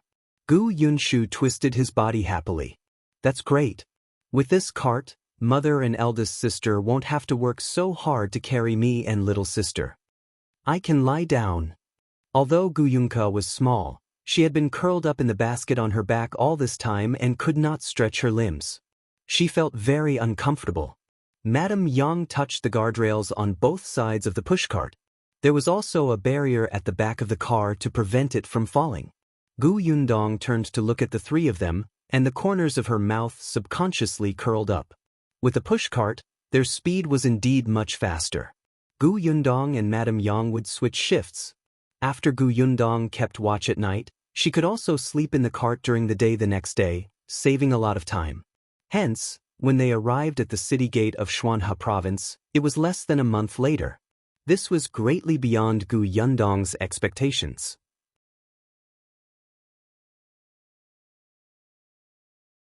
Chapter 23. Conditions to enter the city. There were also many people outside the city gate of Xuanhe Prefecture. However, unlike Qingan Prefecture, the people outside the city gate were in a much better state. Moreover, There were 2 sheds not far away.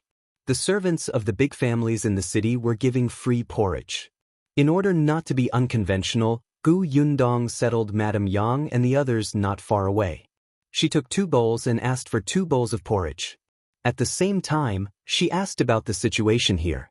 However, an auntie said to her, "It's not easy for you to enter the city. I heard that the magistrate is worried that too many refugees entering the city will cause chaos, so you have to have certain conditions to enter the city." "What conditions?" A girl around her age sized her up and laughed. "It's useless even if I say it. You definitely won't be able to meet the conditions." Gu Yundong ignored her and asked the aunt, "Go ahead." They said that not only does one have to have a household registration certificate to enter the city, but every person also has to pay 5 taels of silver. 5 taels? F*ck, this was daylight robbery. If one person was 5 taels, wouldn't the 4 of them need 20 taels? They did have a household registration certificate. Her father, Gu Dajiang, had asked them to bring it with them. The girl beside her saw her surprised expression and immediately laughed. "I told you it was useless to tell you. Why are you still asking? From the looks of it, you're not even as good as me. It's already good enough if you have 5 copper coins on you. You should obediently find a place outside and wait for a kind person to give you some food. What's the point?" Gu Yundong suddenly turned his head to look at her. "What's wrong with you? No one is paying attention to you, but you're still trying to make your presence known. Do I know you? Are we very close?"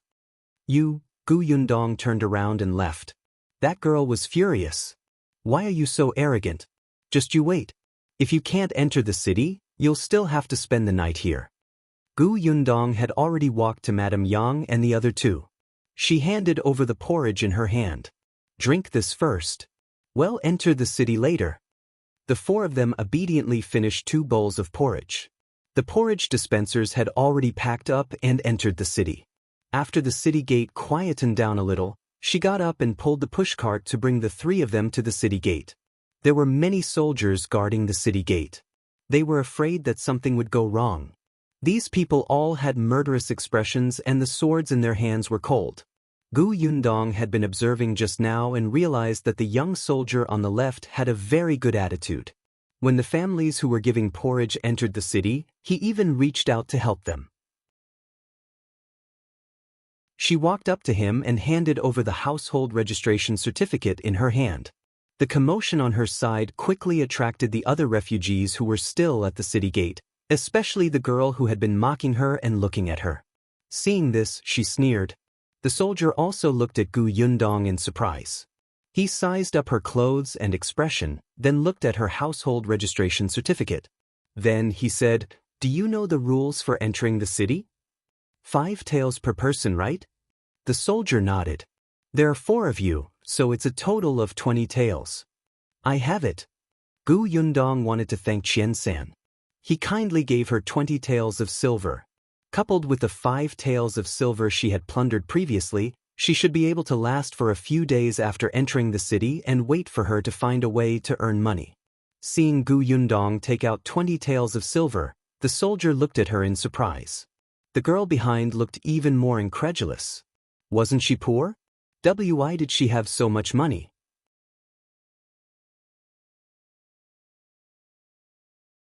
Chapter 24. Renting a house. Gu Yundong was actually very heartbroken. 20 taels of silver was a huge sum of money for her now. Now, they were just entering the city gate, but they actually had to hand them all over. This was simply robbery. The soldier took the silver and looked at her again. "Follow me." He turned around and brought her to the side to register. When everything was done, Gu Yundong stood at the city gate before she slowly exhaled. Madame Yang and the other 2 who were standing beside her also imitated her and exhaled in unison. Their relieved expressions were exactly the same, making the soldier who had been standing beside them unable to help but laugh.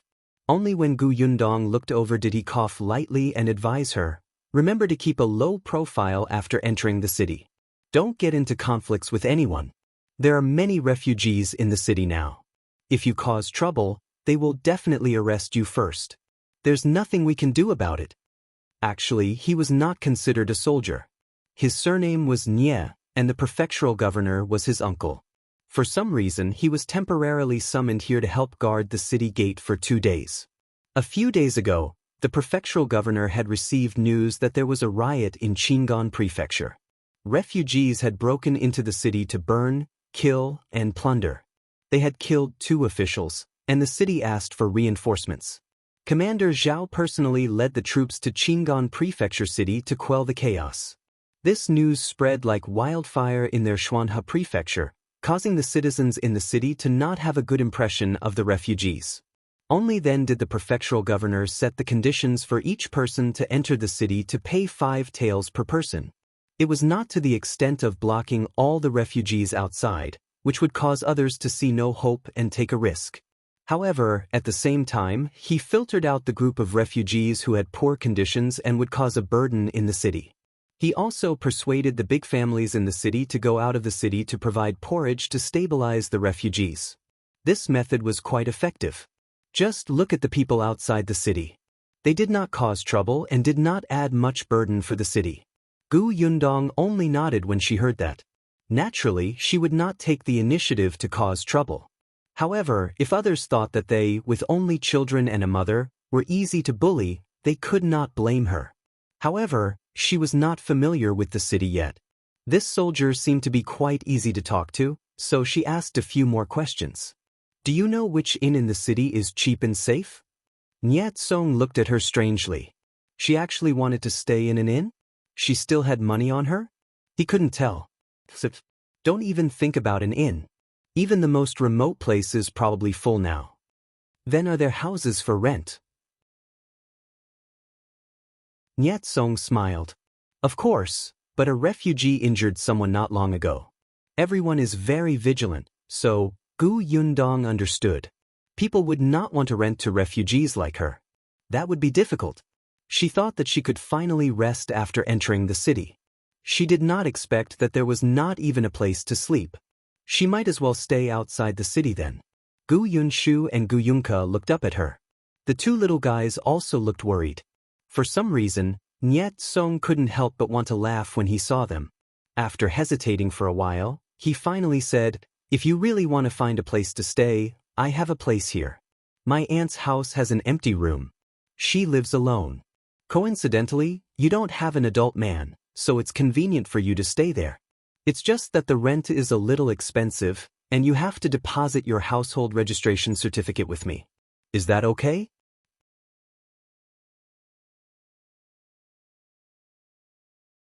Chapter 25. 3 taels a month. Gu Yundong's eyes lit up. Sure, why not? Moreover, they were young and weak. It was actually very difficult to choose a place to stay. It was not safe for a family that was too complicated, especially if the landlord had an adult man at home. She had to worry that Madame Yang would be taken advantage of. How much is the rent? 3 taels a month. Hiss, Gu Yundong gasped. 1 room. 3 taels a month?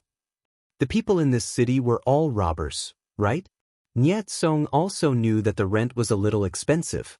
Under normal circumstances, it would only be about 1 tael. Still, wasn't this an extraordinary period? There's nothing I can do about it. Actually, if it weren't for the fact that you guys don't have any adult men, I wouldn't have pulled this string for you. I have to think for my aunt's sake. I can't let her be in danger, right? The rent is a little expensive, but the location is not bad. It's also close to my house, so it's convenient to go out. Nyat Song said, besides, you can rest assured. If you accept, I can bring you to the government office to sign this lease. I won't cheat you. Gu Yundong did not suspect that Nyat Song would cheat her. The details indicated his character. Nyat Song looked young, but his actions were very well-mannered. It was obvious that he had learned the rules properly since he was young. Moreover, he was wearing soldier's clothes outside, but his shoes were different from ordinary soldier's shoes. His family did not lack money. Especially when she was registering just now, she vaguely heard the registration officer call him young Master Nya. So, let's go to the government office to sign the lease. In fact, ordinary rentals did not need to go to the government office. It was not like they were transferring the ownership. This was obviously Nyat Song's suggestion to reassure her. Alright, wait a moment. I'll give some instructions and I'll be right there.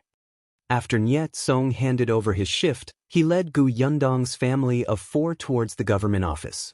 On the way, he learned about Gu Yundong's background. He learned that her father had gone missing and that she was chased out by her grandfather, grandmother, uncle, and aunt. He learned that she only had a little money on her and that she had helped others on the way to escape. A kind-hearted person had given the money to her and he sympathized with her for a moment.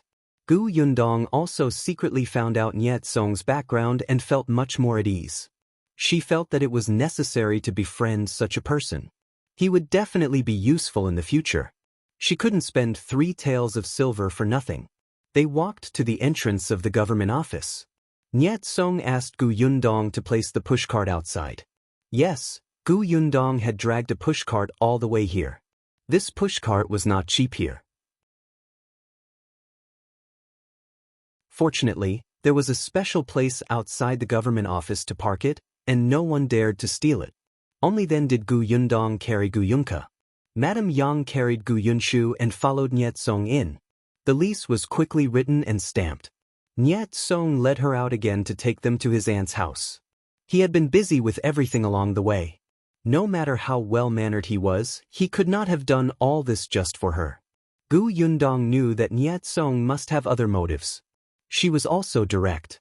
She stood at the entrance of the yamen and asked, "Young Master Nya, if there's anything you need my help with, you can just say it." Niet Song was stunned and a little embarrassed. "You can tell? If young Master Nya waits until everything is done, aren't you afraid that I won't agree?" Actually, it's not anything major."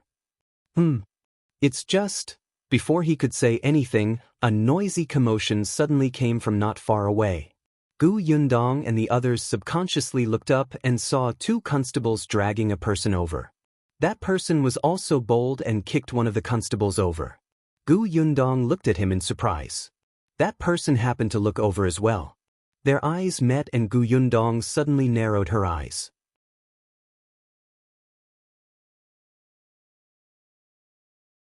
Chapter 26. Young man, this person gave her a sense of déjà vu. Gu Yundong frowned slightly and immediately reacted. Yes, this person was very much like herself in the apocalypse. She did not care about anything. Her eyes were indifferent, as if there was no one or thing in the world that could move her heart. She felt like she was living day by day. However, that was because the apocalypse she lived in left her with no hope. What about the man in front of her? Before she could think too much, the constable who had been kicked down had already gotten up. With a whoosh, he pulled out the sword at his waist and was about to slash at that person. The sword seemed icy cold. The little girl in Gu Yundong's arms quickly hugged her neck and buried her head in Gu Yundong's arms. Seeing this, Niet Song thought that she was afraid and immediately stopped the constable. "Stop!" The constable barely stopped in time and turned around. When he saw that it was him, he hurriedly went forward and smiled obsequiously. "Young Master Nya, it's you. What are you doing? Why are you fighting and killing at the entrance of the government office? How unseemly is that?" The constable immediately explained indignantly, "Sigh, young Master Nya, it's not that I want to attack him. It's just that this person has committed a heinous crime and still resisted arrest. Look, he actually dared to kick me just now." "What did he do?" "Someone came to report that this person is the leader of the refugees in Qingan Prefecture. We brought him back for interrogation." Niet Song was stunned. There was a riot in Qingan Prefecture, and Commander Zhao had led his troops to support the suppression. It was said that the leader who had broken into the local government office and killed the prefectural governor had not been caught. It was very likely that he had fled to the nearby prefecture city. Recently, their Xuanhe prefecture had also been heavily guarded. They patrolled day and night, afraid that this person would cause trouble here. However, according to his understanding, the leader was a middle-aged man in his 30s or 40s, and the person in front of him looked to be a youth who was not even 20 years old. As expected, the young man denied it expressionlessly. "I'm not him." The constable chuckled. "You're not him? Look at the portrait on this warrant. This is you." He held a piece of paper with a portrait of a person on it. He stretched it out and almost hit the young man's face. Nyat Song also took it and looked at it. He could not help but sigh secretly. Gu Yundong glanced at it and the corners of her mouth twitched. Weren't the character drawings of this era too abstract? It would be strange if they could catch the criminal with such an arrest warrant. However, even if this person was that realistic, he was still miles away from the young man in front of him. These two constables were obviously lying through their teeth and making things difficult for the youth. Gu Yundong knew that many constables nowadays relied on extortion to survive, but it was also very chilling to be so blatant about it. Nyat Song frowned as well. He glanced at the young man and threw the wanted order at the constable's face. How is it similar? Hurry up and let him go. If we arrest people randomly like you, won't we let the real murderer off? The constable was a little unhappy. But we received a report. Do you believe anyone who comes to report the case? I think the person who should be arrested the most is the person who reported the case. He even dares to lie through his teeth with a wanted order.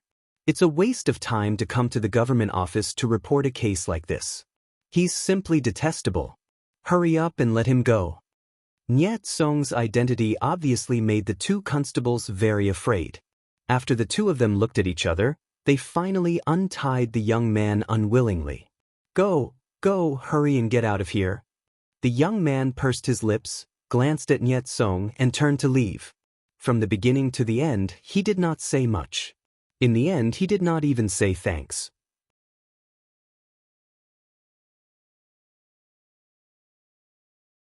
Chapter 27.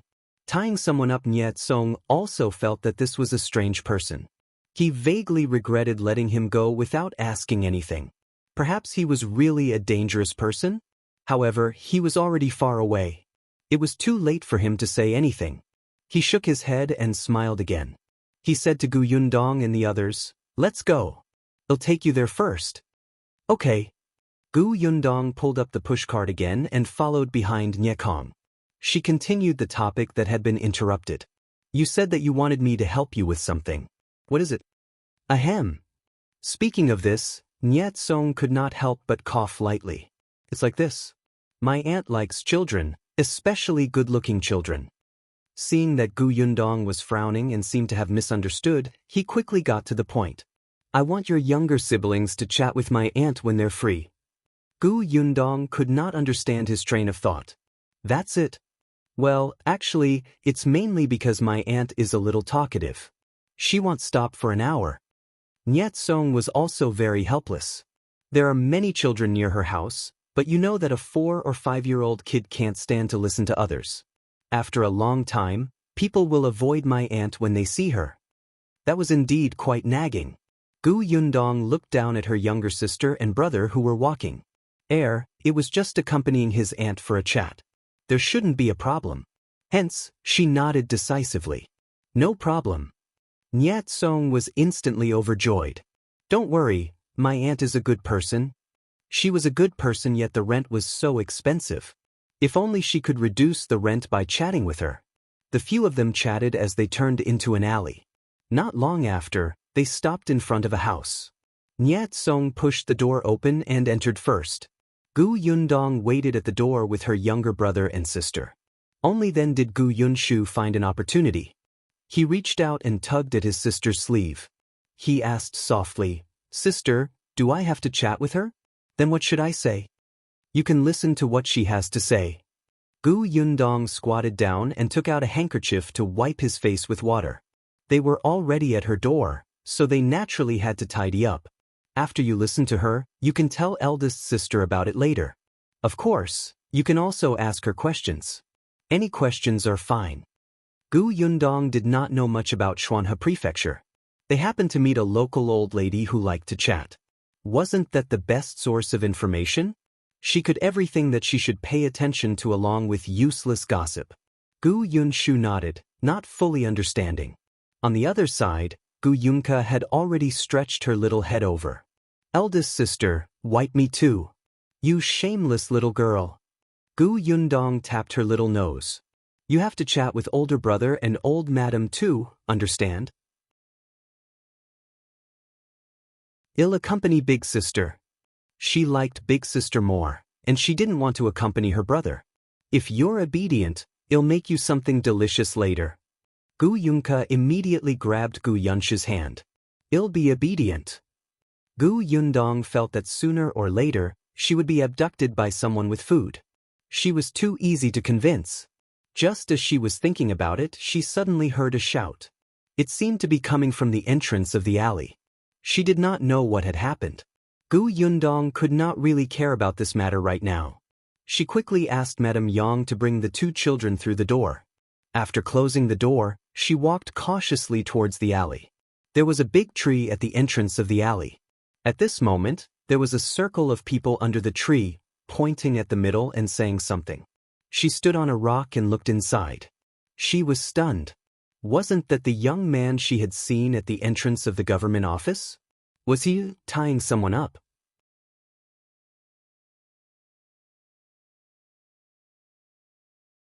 Chapter 28.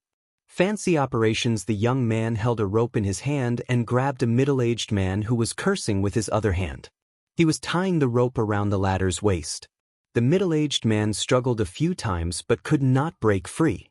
He cursed in a really unsightly manner. You little B****starred mongrel.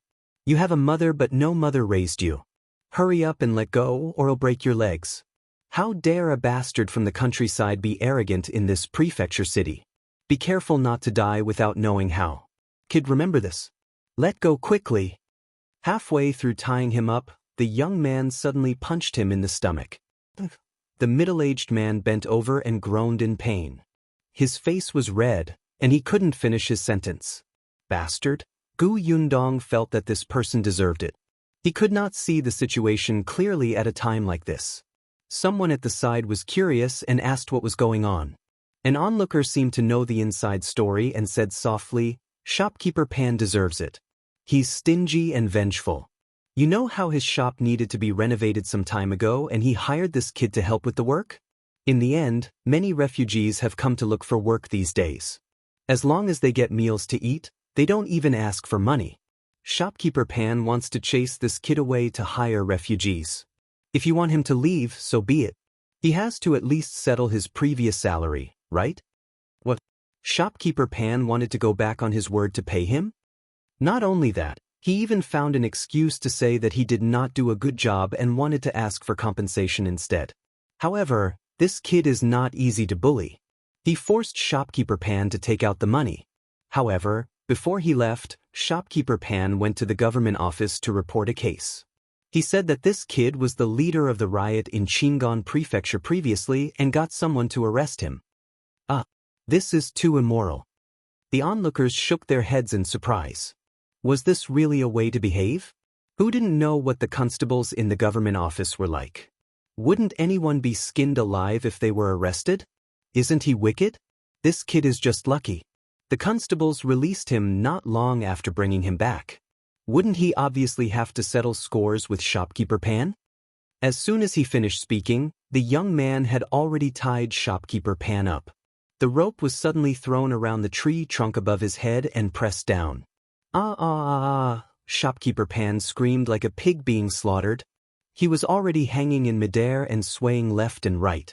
There was a hard limestone slab below. If the rope broke and he fell, how could his old arms and legs withstand it? He finally began to beg for mercy. "Ching boy, I was wrong. Put me down quickly. I'm dizzy. If you want money, I'll give it to you. How about 10 copper coins? I'll give it to you if you put me down." Someone laughed and looked at Shopkeeper Pan gloatingly. How generous. 10 copper coins. You sent him to the government office. Shopkeeper Pan's face was ashen, but he could not see who was speaking from his position. The young man ignored him. He watched as Shopkeeper Pan was hung 2 meters high before stopping. Then he wrapped the rope around the tree trunk twice and tied it tightly before finally clapping his hands, as if he admired his masterpiece. The onlookers pointed at him even more. It was probably because Shopkeeper Pan was not popular usually, but no one went forward to help put him down, nor did anyone plead for leniency. Shopkeeper Pan felt that he had lost all his face today. Wait and see. If he didn't break the youth's legs when he came down, his surname wouldn't be Pan. However, he soon realized that he did not have such an opportunity.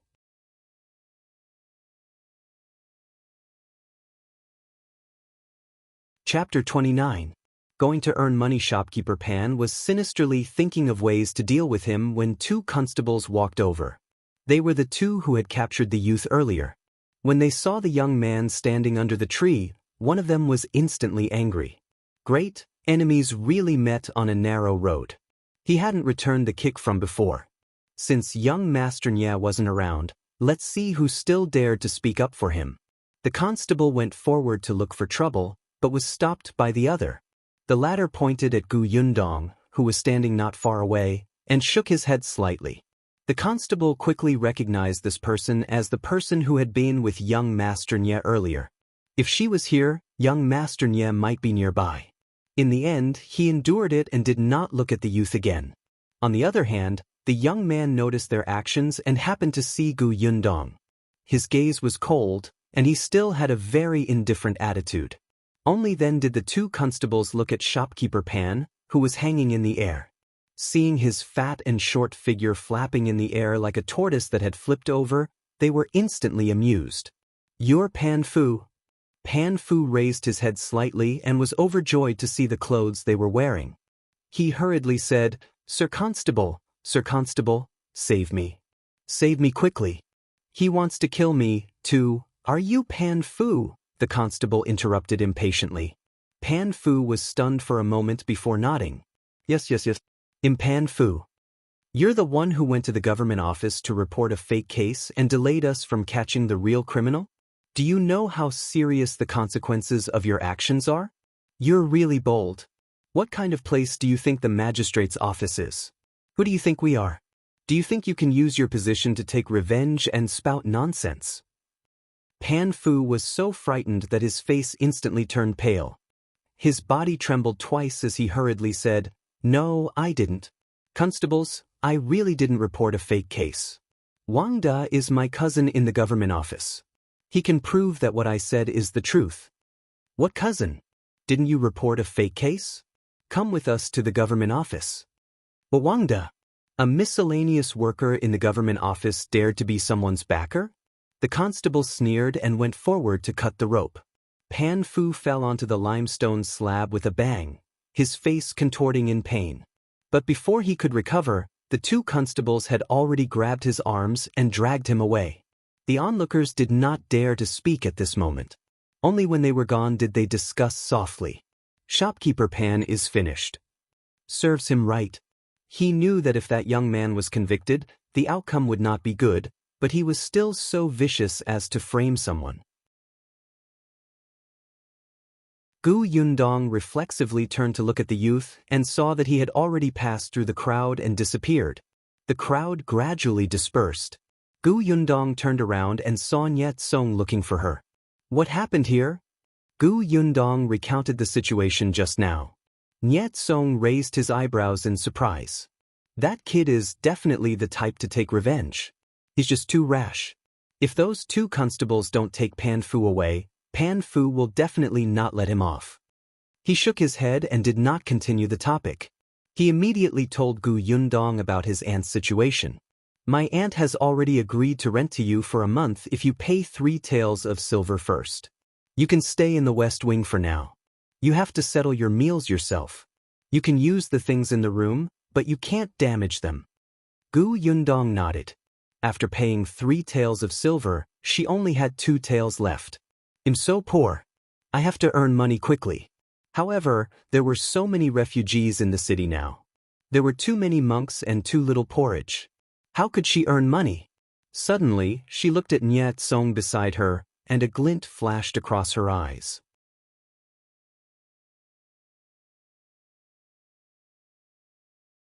Chapter 30. Help. Nyet Song felt his scalp tingle under her gaze. He felt like he was being targeted.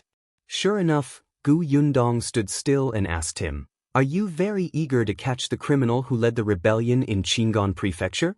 "Of course." Nyet Song nodded affirmatively. At this point, his expression could not help but become a little serious. This person is not a refugee at all. He's a bandit pretending to be a refugee.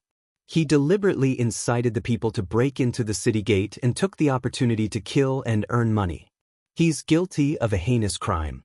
When he escaped after that, it was said that he even harmed the nearby villages. It's very likely that he came to our Shuanha province. If we don't catch this person as soon as possible, I'm afraid more people will suffer. Gu Yundong was not a hero who enforced justice on behalf of the heavens. She would not have the strong desire to get rid of evil like Niet Song did. At the moment, she could only take care of her small family. She only wanted to earn some money to use. Therefore, she said very calmly, "If I help you capture criminals, will I be rewarded?" Niet Song was stunned. "Help? How can you help? Will there be a reward?" Niet Song's lips could not help but twitch. "Yes." "How much?" "That depends on how much help you can provide." Niet Song was a little suspicious. He thought that she had also been escaping from the drought. Could it be that she had seen that person or knew where that person had appeared? But Gu Yundong quickly disproved his idea. "Someone in your government office should have seen the criminal's appearance, right?" "Yes, a squad under Commander Zhao that went to Qingan Prefecture happened to face that person head-on, but unfortunately he escaped." "Then find a soldier that has seen him and describe the criminal. They'll draw him for you." Niet Song immediately lost interest. He thought it was something else. Just drawing a portrait? There were many wanted posters posted at the city gate. They were all drawn by the best painters in the city according to the oral description. There were many of the posters, and she did not need to draw them. Gu Yundong knew what he was thinking just by looking at his expression. She raised her eyebrows. "Touch your conscience and tell me. Do you think you can match the portrait on your wanted poster with the real person standing in front of you? Of course, I also know that you didn't arrest the criminal just because of the portrait. But you saw the situation of the young man being arrested today. Shopkeeper Pan is definitely not the only one who wants to use his position to take revenge on a fake case. After that, you can completely use the excuse of, this person looks similar to the portrait to avoid it. Isn't this causing trouble for you and wasting time and energy? Believe me, I can save you half the effort." Niet Song felt that what she said was wrong. Ordinary people were afraid of entering the government office. After all, there were very few people like Shopkeeper Pan who did not know the immensity of heaven and earth and thought that they had a backer. However, he felt that what she said made sense. Although it was rare, wasn't there still some cases?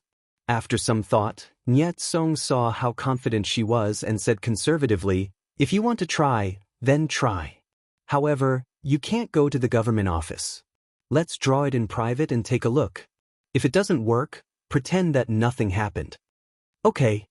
Niet Song said that he would not go to his aunt's house. He was afraid of annoying her, so he went to a tea house not far away. Gu Yundong was worried about Madame Yang and the other two. She wanted to see Niet Song's aunt first.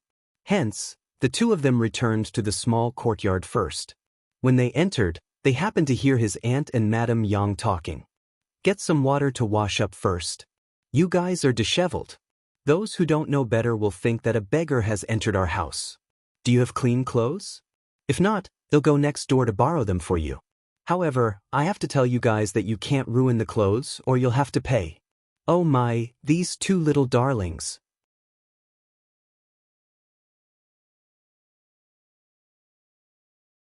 Chapter 31. What does he look like? Gu Yundong began to believe Niet Song's words. This aunt was indeed quite talkative. Niet Song's aunt's surname was Ke. Her husband was a childhood sweetheart who grew up with her. Unfortunately, he passed away from illness less than a year after they got married. Aunt Ke had no children and did not marry anyone else. She just guarded their old house and lived her own life. Perhaps it was because there were too few people around her, so she especially liked to talk to children. Others suggested that she adopt a child, but she did not agree. She said that she felt free living alone. The house in front of them was not big. Aunt Ke lived in one room herself, so the west wing was given to them for the time being.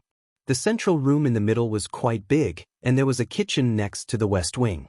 The outhouse was at the back of the storeroom, and there was a small well in the courtyard. It was quite convenient.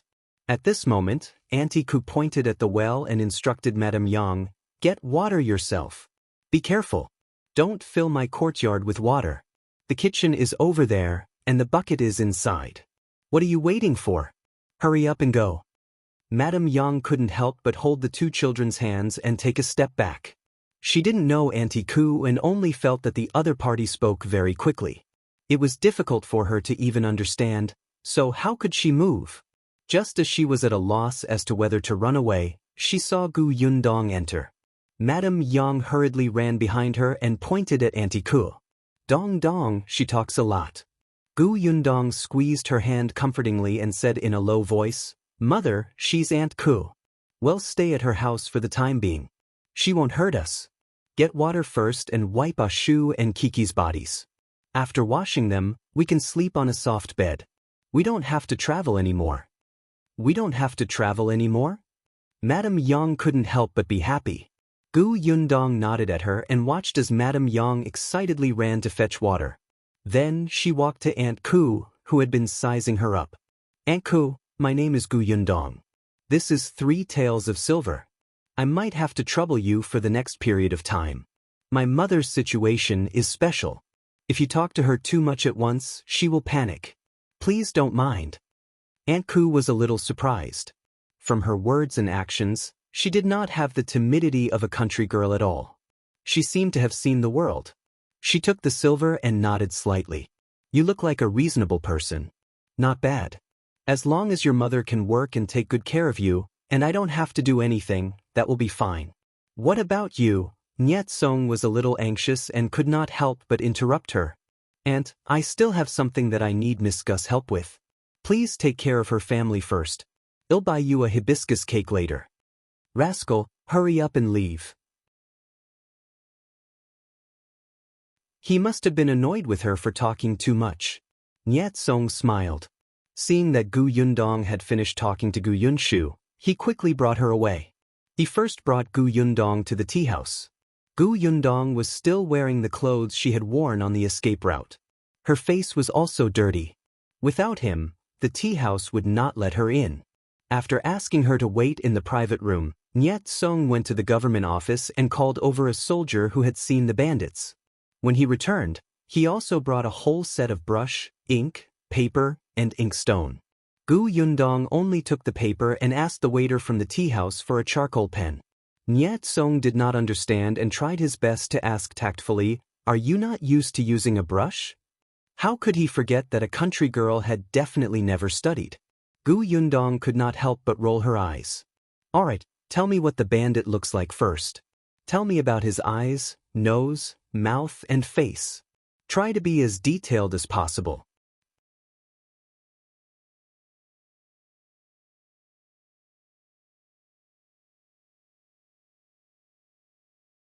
Those painter's drawings were also very good, but Nyet Song was not a master of calligraphy and painting. He did not know much about the topic and could not appreciate them. He only knew that the artistic conception was quite beautiful, and the characters were also very beautiful. However, there was still a gap between them and real people. At least, it was not very useful for using those to solve cases. But now, this character drawing seemed to have come alive. And this was only drawn with a charcoal pencil. When he looked up at Gu Yundong again, Nyet Song's gaze changed. Was this Miss Gu really just a country bumpkin who did not know anything? Who taught you how to draw? Gu Yundong also took a sip of water and shrugged. Someone I don't know. He didn't tell me his name.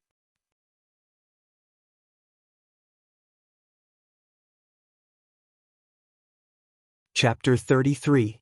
Gu Yundong's past Nyet Song was a little disappointed, but then he felt that it was normal. There were many strange people in this world, especially those with true ability. For example, there was a famous Go player in their prefecture city who was a very strange person. Gu Yundong did not know that he had already found an excuse for her. She rubbed her sore wrist. She had not drawn for a long time and was a little rusty. Fortunately, she slowly found the feeling again.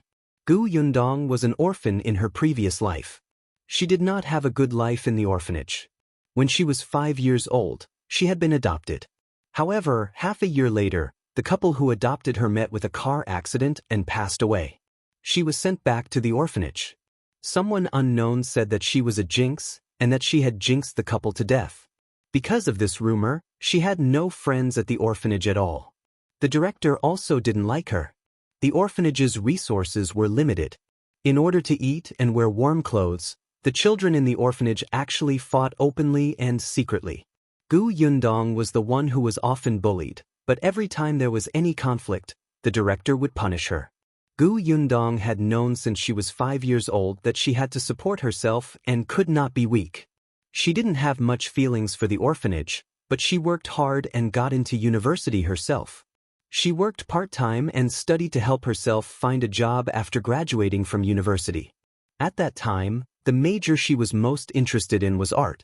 However, it took money and time to learn art. However, she lacked both and could only give up. Sometimes, when she couldn't help but feel tempted, she would go to the art academy to freeload some classes. She was very talented in this aspect and learned intermittently, and her drawing was very stunning. Even the teacher could not help but feel that it was a pity about her character drawing talent. He even applied for a scholarship for her to study this, but Gu Yundong rejected this. For people who had no guarantees in the future, hobbies were sometimes very extravagant. However, he did not expect that what he had learned back then would be useful here. She rubbed her wrist for a while and asked Niet Song and Xiao Bing, who were still holding the piece of drawing paper and discussing while praising her, "So, is this okay?" The two of them nodded hurriedly. Yes, of course. It's too good." Niet Song went to get another piece of paper. The smile on his face was much more eager. "Let's draw 2 more. Only 2 more. No more than that." She was beginning to miss the copy machine. With the first drawing, the second and third drawings were much faster. Not long after, Niet Song gathered the 3 portraits and was about to leave. "Quick, go back to the government office and get someone to arrest him with these. Someone must have seen him before."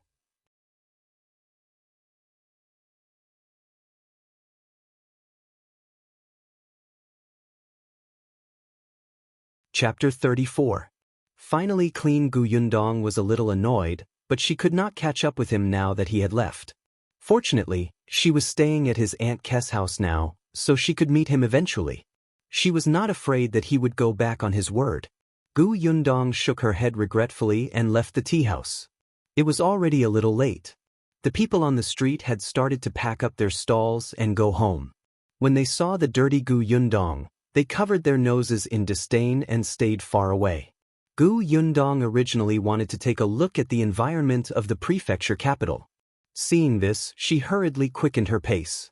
She did not feel it just earlier, but now she suddenly felt a little itchy and very uncomfortable. When she reached Aunt Kess' house, she could vaguely hear voices coming from inside. Pushing open the courtyard door, she saw Gu Yunshu and his sister sitting on small stools. They obediently raised their heads and listened to Auntie Ku. Madame Yang squatted beside the well and washed the clothes. There was only one set of clothes that they could change into. It was also very difficult to find a pond for them to wash and dry clothes on the way, so both sets of clothes were dirty and not easy to wear. Currently, Gu Yunshu and his sister's clothes should have been borrowed by Aunt Ku from next door. They did not fit well on them, but at least they were clean and comfortable. The clothes on Madame Yang should be Aunt Kess. They were a little short. Aunt Ku was facing the door, so she was the first to see her. She immediately pursed her lips and said to her, "You're so dirty. Hurry up and wash up. I've also borrowed clothes for you. They're in the West Wing. Go get them yourself." When Madame Yang and the other two heard this, they immediately turned to look at her with relieved smiles on their faces. Aunt Ku snorted. "You're back so late. All of them thought that you'll leave and never come back. They're also distracted from work and don't have the energy to talk because of this." Madame Yang and Gu Yunka did not react much to her words, but Gu Yunshu was already sensible. When he heard this, he could not help but blush and say softly, "We're just worried about eldest sister." Gu Yundong went forward and rubbed his head. "Eldest sister won't leave. You guys talk first. I'll go wash up." She entered the West Wing. The room was not big, but it was clean and tidy. The light and ventilation were not bad, making people feel comfortable. Madame Yang brought in hot water for her to wash with after she changed her clothes. Gu Yundong took a comfortable hot shower. Aunt Kess' house did not have a big bathtub, so she could only wipe herself a few times while using a basin. But even so, it was already very good. At least after washing, she felt as if she weighed a few pounds less. After changing her clothes and letting her wet hair down, Gu Yundong walked out of the room in high spirits. At this moment, the sky was already a little dark. Madame Yang and the others were not in the courtyard. Instead, there was a slight movement from the kitchen. Gu Yundong looked over and saw Aunt Ke making pancakes and porridge. Madame Yang was tending the fire. Aunt Ku was surprised to see her enter. Although she could tell that this family was pretty good looking after Madame Yang and the other two washed their faces, she was still a little dazed when she saw Gu Yundong. If a clean and refreshing young lady like her ate better and gained some weight, she would really not be described only as delicate and pretty anymore. Snapping out of her daze, Auntie Ku quickly coughed lightly and said, "I saw that you guys didn't have much to eat after traveling all day. For the sake of the 3 taels of silver, they'll buy dinner today. But let me make it clear first. You have to get food yourself tomorrow. I want care."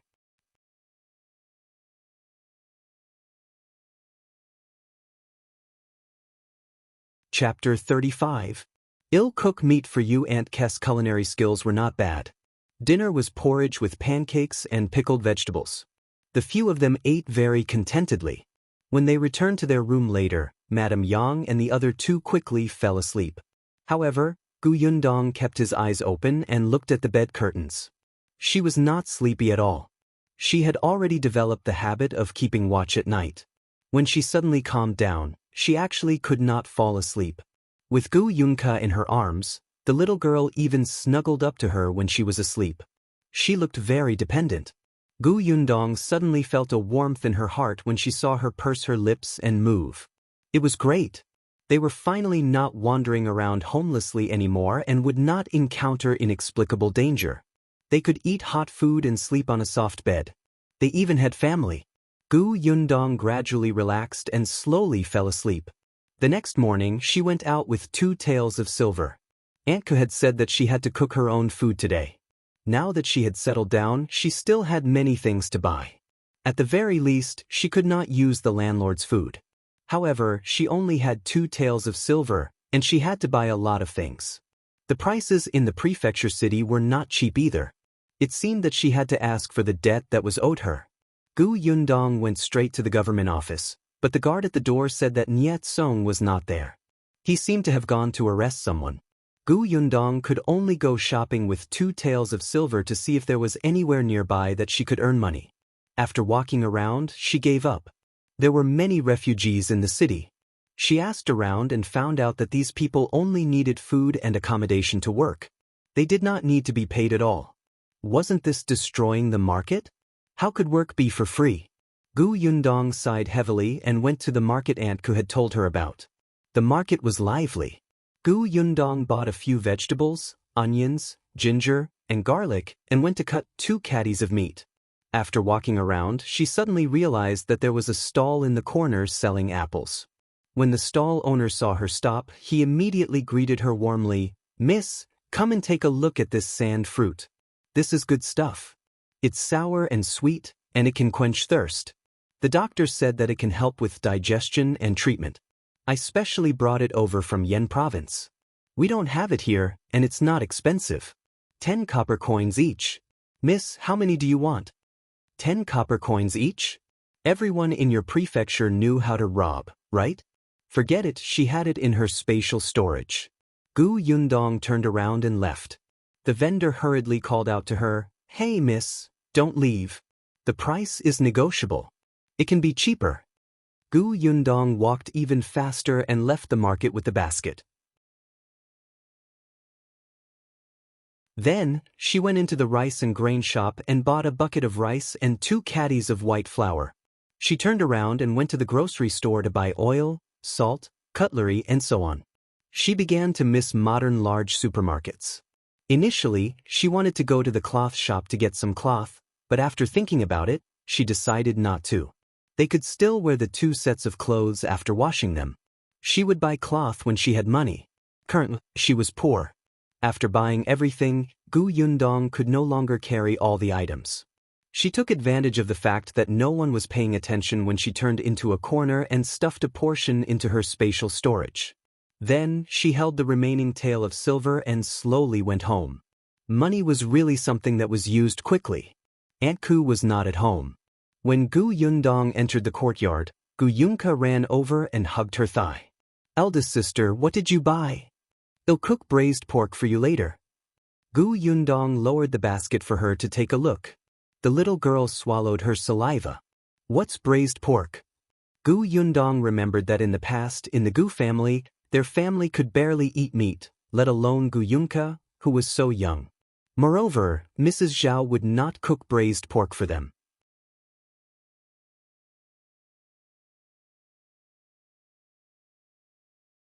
Chapter 36.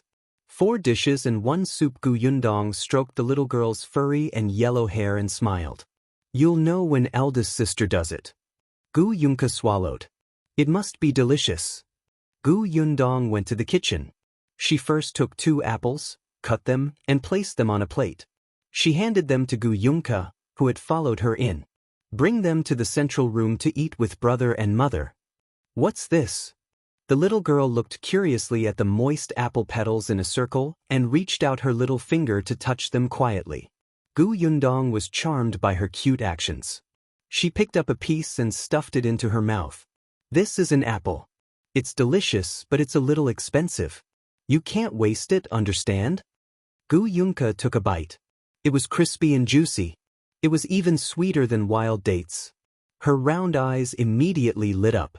She quickly grabbed it with her small hand and bit it bit by bit. "Go!" Gu Yundong nudged her. The young lady carried the plate and went to look for her brother. Gu Yundong rolled up her sleeves, washed the rice, and cooked the rice. She stuffed 2 large sticks of firewood under the stove. Only then did she go and wash her hands. She first prepared a cucumber and made a cold cucumber for a refreshing dish. She did not dare to add spicy seasoning. Children could not eat it then. Then, she cut the eggplants and took half a piece of meat to chop it up. She made a minced eggplant dish. Then, she cracked 3 eggs and steamed a large bowl of steamed eggs. She sprinkled some green onions. They were yellow and green, and the colors were bright. Just looking at them made one's appetite rise. Then, she started to roast the braised pork. She had bought streaky pork that cost 25 copper coins a catty. The meat in the prefecture capital was also especially expensive. Gu Yundong knew how to cook since she was young. When she was alone, she would reward herself from time to time. Although her culinary skills were not as good as a chef in big restaurants, they were not bad. Therefore, when Auntie Ku entered the door, she smelled a rich fragrance. It was so fragrant that she subconsciously swallowed her saliva. She followed the smell to the kitchen and saw the busy Gu Yundong. Then, she saw a few dishes on the dining table beside her and could not move her feet. Gu Yundong turned around and saw her. She wiped her hands and said, "Aunt Ku, you're back. Rest for a while. I'll cook some soup and we can eat." Auntie Ku tried her best to look away and said with a straight face, "It's still early. Take your time to cook it. I'll just eat some noodles alone. I'll be quick." Gu Yundong smiled. "You're treating me like an outsider. You spent so much effort to make dinner for our family of 4 yesterday. How can I let you eat noodles alone? Let's eat together later. I counted you in when I cooked. If you don't eat, it will be a waste."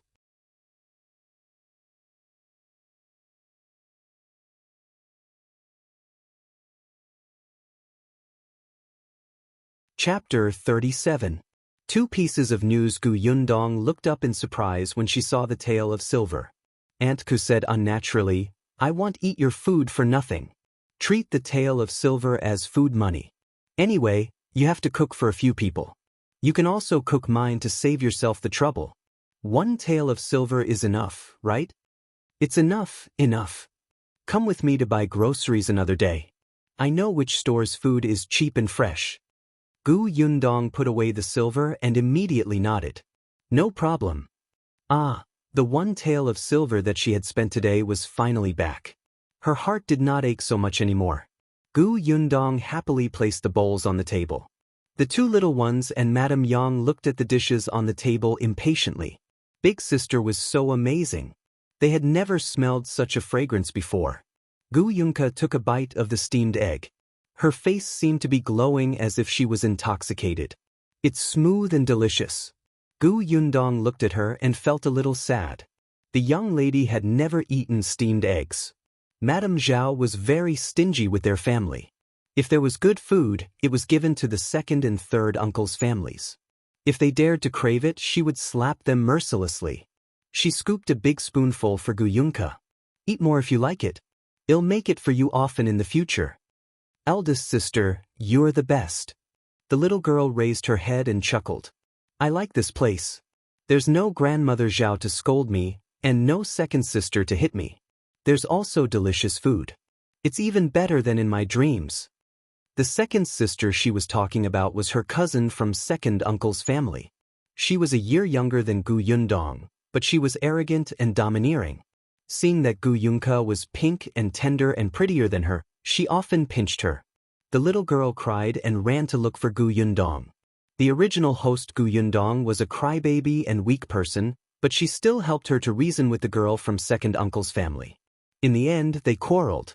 Mrs. Zhao immediately slapped her, causing her ear to bleed. She lay on the bed for a few days before she recovered. The young Gu Yunka was frightened. From then on, she did not complain anymore. She cried silently when she was pinched.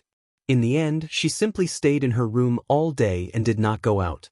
Now that Madame Zhao and second sister were not here, her personality gradually became cheerful. Gu Yundong's heart ached, but at the same time, she was very gratified. She felt that making her family members' 3 lives better gave her a sense of accomplishment. Gu Yunshu and Madame Yang also felt sorry for Gu Yunka. They each scooped a spoonful of steamed eggs for her to eat. On the little girl's left was her eldest sister, and on her right was her brother. She felt so happy and stuffed her mouth with food. She was very happy, and Gu Yundong could not help but want to pamper her. Not only her, but Madame Yang, Gu Yunshu, and Aunt Ko also praised her culinary skills endlessly. They ate all the dishes. They had never thought of such a life before. Gu Yundong also liked such peaceful days. The only thing she was worried about was that the money was decreasing bit by bit. Fortunately, 3 days later, Niet Song finally appeared at the entrance of Aunt Kes' courtyard. Moreover, he had brought her 2 surprising news. When Niet Song saw Gu Yundong again, he almost did not recognize her. Was this really that little girl with disheveled hair and ragged clothes? She was actually so good-looking? Gu Yundong ignored his surprise. She held out her hands like a debt collector. My silver. Yes, the voice was very familiar. It was definitely her. Only then did Niet Song take out a banknote from his money bag.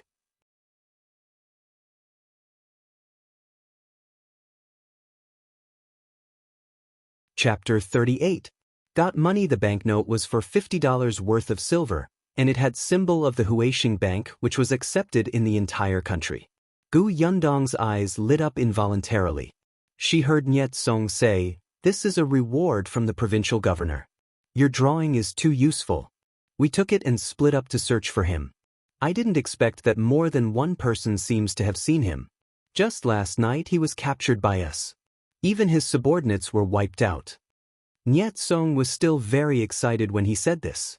Although he had been busy for a few days, he was in high spirits. The governor said that you've made a great contribution. You didn't know, but that bandit entered the city at an unknown time. If we couldn't catch him until a few days later, something would have happened to us. Take the $50 of silver and buy yourself something good. Look at you. You're quite good-looking. Just your outfit. Perhaps because he was a little familiar with her now, Niet Song spoke much more casually. Gu Yundong pretended not to hear him and looked at the banknote happily. She had to find an opportunity to exchange it for silver. Anyway, she had a spatial storage and was not afraid of the weight of silver. Unexpectedly, Niet Song took out 2 more silver ingots. This is for you too. This is the entrance fee you paid when you entered the city. The governor said to return it to you. Gu Yundong was surprised and hurriedly took it. Your governor is really a good person. May he have a safe life. Niet Song looked at his empty palm. This action of snatching money was too fast and obvious. He shook his head and laughed. I didn't expect you to be a money grubber. All right, I'll give you the money. It's time for me to leave. Gu Yundong waved her hand and told him to do as he pleased. However, Niet Song had just taken a few steps when he suddenly turned back. After hesitating for a moment, he lowered his voice and whispered, There's something else I have to tell you first. Seeing his serious expression, Gu Yundong finally looked away from the banknote. What is it? I just came back from the government office and saw someone coming from the capital. I vaguely heard that in the capital. He lowered his voice even more, making her almost unable to hear. The emperor has passed away. Gu Yundong was stunned. The emperor was a word that was very, very far away from her. However, she did not have a good impression of the emperor. There had been a disaster in Yongning Prefecture, and countless people had starved to death. For so long, the imperial court had yet to send people over to deal with the disaster. She had heard that even so, the emperor was still drinking and having fun in the palace. He had obtained concubines one after another and even coincidentally wanted to increase taxes. He was an out-and-out fatuous ruler. It was good that he had passed away. Niet Song reminded her, the notice should be posted soon and spread throughout the city. It might be a little chaotic during this period of time. Try not to go out or walk around. Don't wear red and green, drink, or have fun. The emperor has passed away and the new emperor has ascended the throne. He will definitely take action. Just wait for the news. Thank you for the reminder. Gu Yundong knew that he was referring to the drought disaster. The late emperor had not done anything, and it was unknown what type of person the new emperor was. She hoped that he was not someone who treated human lives as grass. After Niet Song left, there was indeed a notice posted at the city gate that afternoon. When the emperor passed away, the world mourned. The commoners had to mourn for 3 months. During this period, they were not allowed to wear red and green, marry, or have fun. 2 days later, another notice was posted at the city gate. The new emperor would ascend to the throne as Emperor Jinwu. The next year, he would change the year's name to the first year of Xingtai. Whether it was the death of the late emperor or the ascension of the new emperor, these were all too far away from Gu Yundong. She did not care too much. Unexpectedly, the new emperor's first action was targeted right at Yongning Prefecture. The imperial court finally sent the imperial envoy to Yongning Prefecture to provide disaster relief.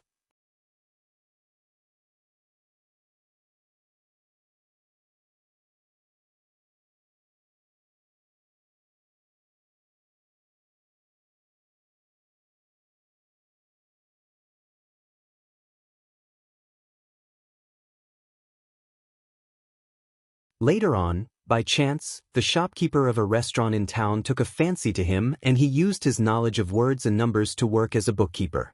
Gu Dajiang did not study for nothing. He knew that their family was not doing well at home, so he had been looking for an opportunity to split from the main Gu family. When Madame Yang gave birth to Gu Yundong back then, she was beaten up by Madame Zhao until she gave birth prematurely. She lost a lot of blood and almost lost her life. It was because of that Madame Yang's health was poor and she did not have a child for many years. It was only when Gu Yundong was 8 years old that Gu Yunshu was born. It was also that time that Gu Dajiang insisted stubbornly on splitting from the main Gu family. However, 2 months later, old Gu, who had no one to do the work at home, regretted it and refused to acknowledge the separation. The current patriarch, who was also the village chief, tore up the family separation document on the spot and sent Gu Dajiang back. If Gu Dajiang did not agree, he would expel their family from the Gu family register on the charge of being unfilial. Expelling from the family. Without a family, he would be like a rootless duckweed. He could not even return to his roots. This was a very serious matter. He would have to go to the government office to register and this stain would follow him for the rest of his life. Not to mention Gu Dajiang himself, even his children would always be looked down upon and pointed at by others. It would be difficult for them to get married.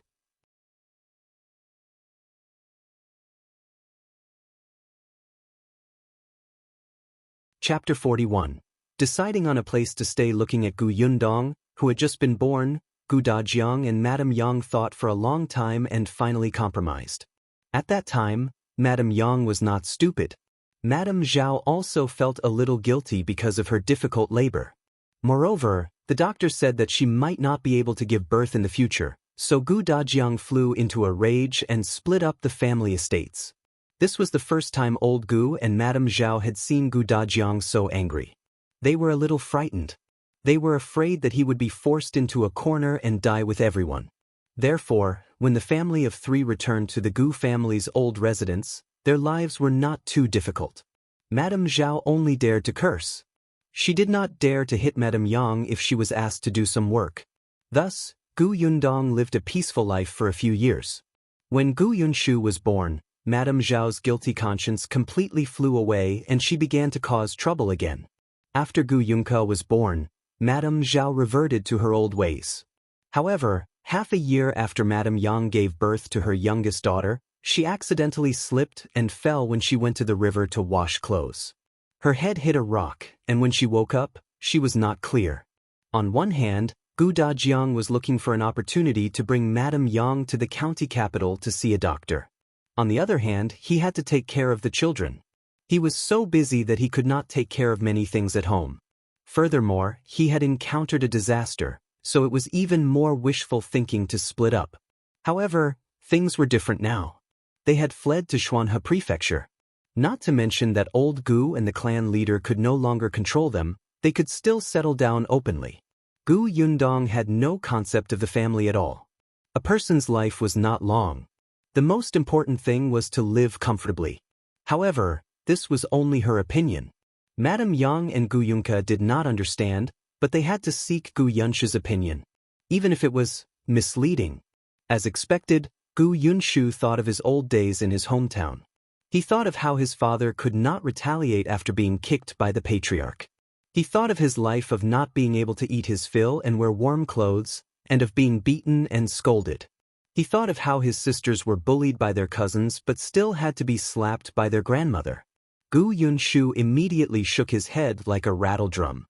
"I'm not going back. One don't want to go back." "Are you sure?" Gu Yunshu was very determined. "I'm sure." Gu Yundong smiled and patted his head again. "Then I won't go back." Aunt Ke put down the sewing basket in her hand and stood up. She patted her clothes and said, "Since you've decided, go to the government office to register. Also, see if Niet Song is around. Let that kid help you look for a good place." With that, she returned to her room, looking a little lonely. Gu Yundong knew that during this period of time, she liked the two children very much and could not bear to part with them. She quickly went to the government office. There were many people gathered at the entrance. Gu Yundong found Niet Song and told him what she wanted. Niet Song agreed without hesitation. "Don't worry, you're registered with the Lord. They'll definitely choose a good village for you. However, you have to be mentally prepared. The village where the refugees are settled won't be too rich." "I understand. Help me take a look and see if there are any villages that are not far from the town and county. Most importantly, the people in the village should be scattered. The village chief is easy to talk to." If she met someone like the Gu family's head again, she would have a headache and vomit blood. Cough, one have too many requests. I'll try my luck. She did not expect Niet Song to really choose a good village for her. It was considered the best village among all the villages. Gu Yundong followed him to complete all the procedures and set off. However, before she left, she had something to do.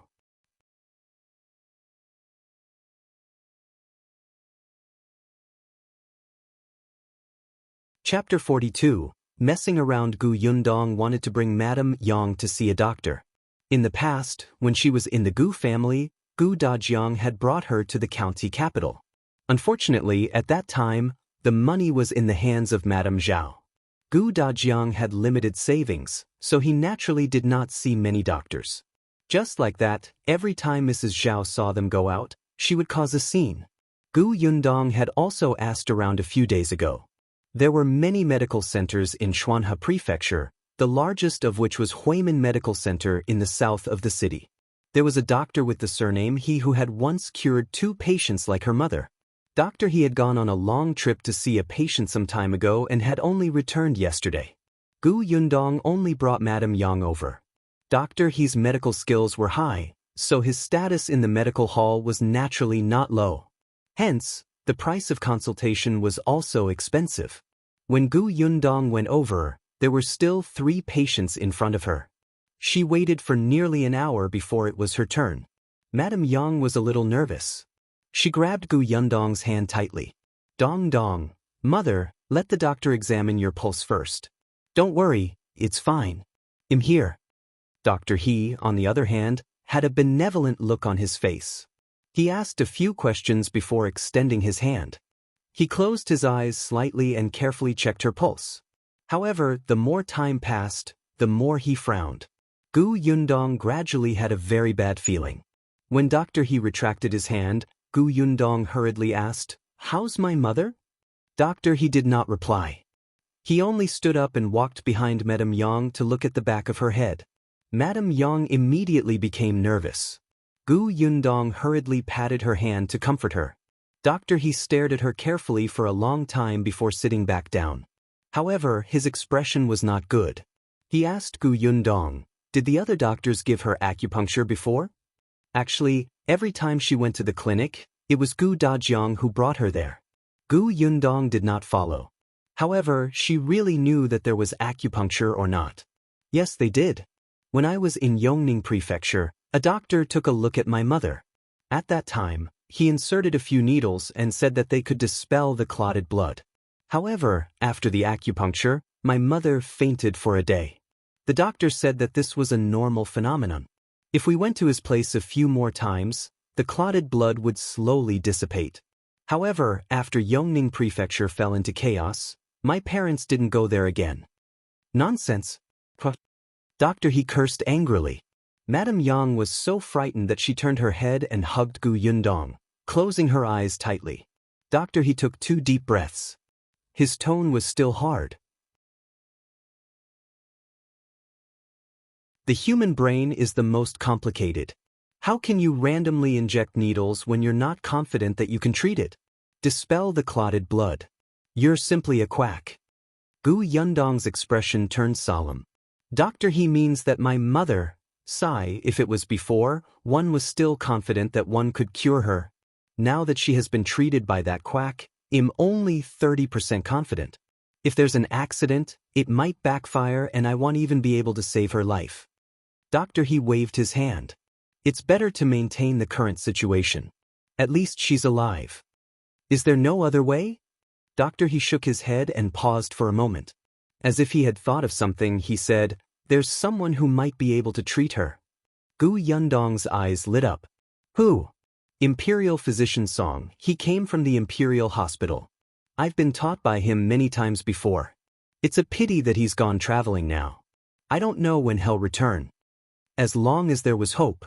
Gu Yundong immediately said, "Then can one trouble Dr. He? When Imperial Physician Song comes back, get someone to send a message to Fish Rice Alley." With that, she took out 5 taels of silver and handed it over.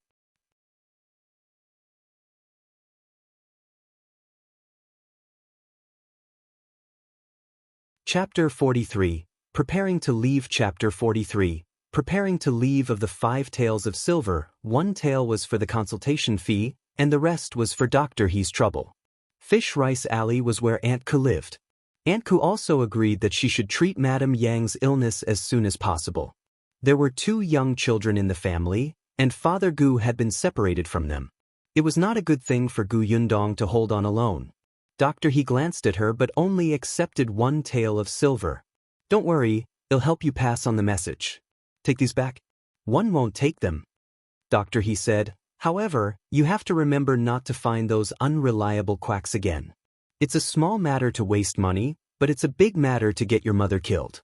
Now, in Xuanhe Prefecture, I'm afraid only Imperial Physician Song can treat your mother. It's not a bad thing to wait longer. You can't eat hot tofu in a haste." Gu Yundong smiled sincerely. "Thank you, Dr. He. 111 remember it." Dr. He reminded her about the things she had to pay attention to and prescribed a warm and nourishing prescription for her. Madame Yang's body was indeed not very good. Not to mention eating her fill and wearing warm clothes all these years, even the illness of pregnancy that she had not recovered from after giving birth back then needed to be treated.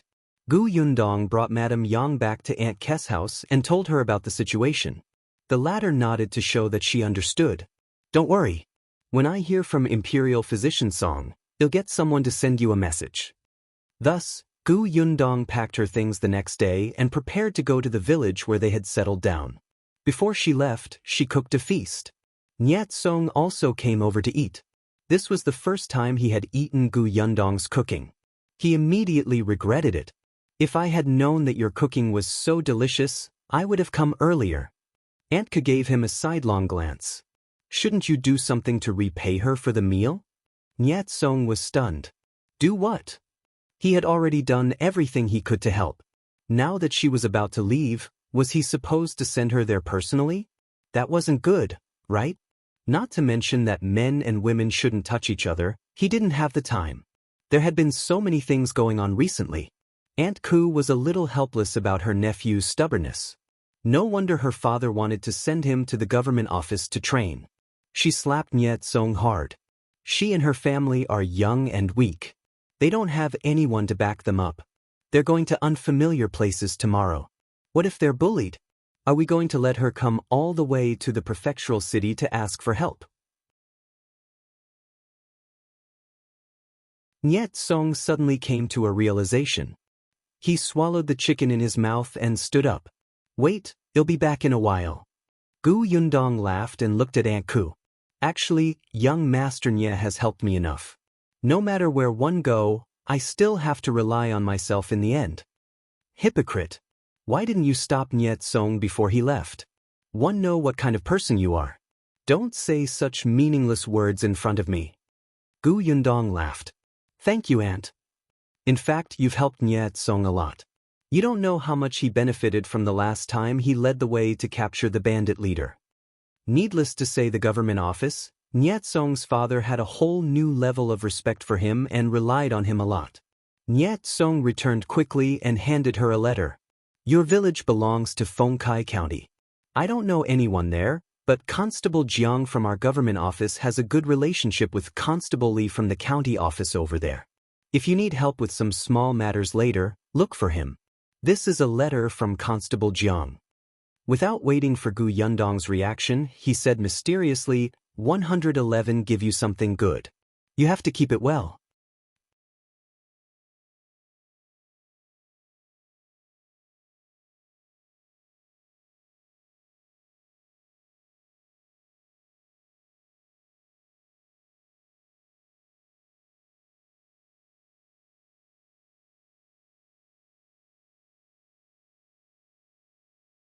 When they suddenly saw a large carriage coming over, they immediately ran up chattering.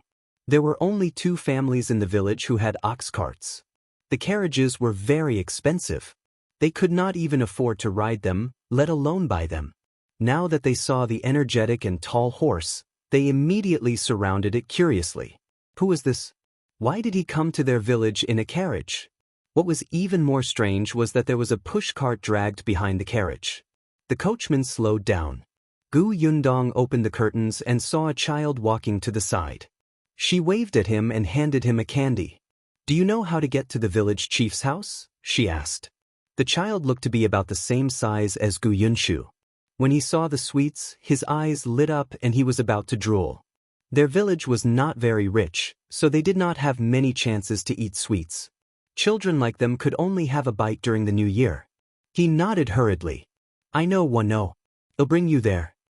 He stuffed the candy into his mouth and ran to lead the way. The other children were envious. If they had known earlier, they would have run faster and been the first to speak. Only then did Gu Yundong put down the curtains. However, the next moment, she suddenly lifted the curtains and looked at the figure that flashed past not far away. She felt that it was familiar.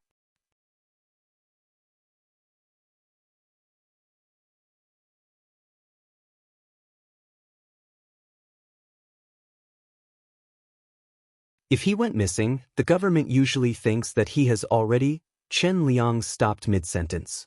Most people who went missing on the way to escape were dead. There were rules in the government for these things, but the document still wrote Gu Dajiang, which meant that this girl had already talked about the matter in the government. Since that was the case, he would just follow the documents. Alright, I understand. Chen Liang closed the document and began to talk about serious matters. Since you've settled in our village, you'll be people in the village from now on. Because you were sent by the imperial court, you don't have to buy a homestead. You can get a mu of land according to the number in your family. If you think it's too small, you can buy more. It was because the new emperor was benevolent and gave special treatment to the refugees who were affected this time. However, you can't choose the location of the homestead. There are only 3 in total. Moreover, you came the latest and the other 2 have already chosen. You can go and take a look later. If you feel that the location is not good and want to buy another place, you can tell me. If you're satisfied, then find someone to build the house as soon as possible. It's almost winter. If you don't hurry, it'll be difficult to do. Also, before the house is built, you can stay in the villagers' houses. You have to give them some rent. Of course. Gu Yundong had also considered it.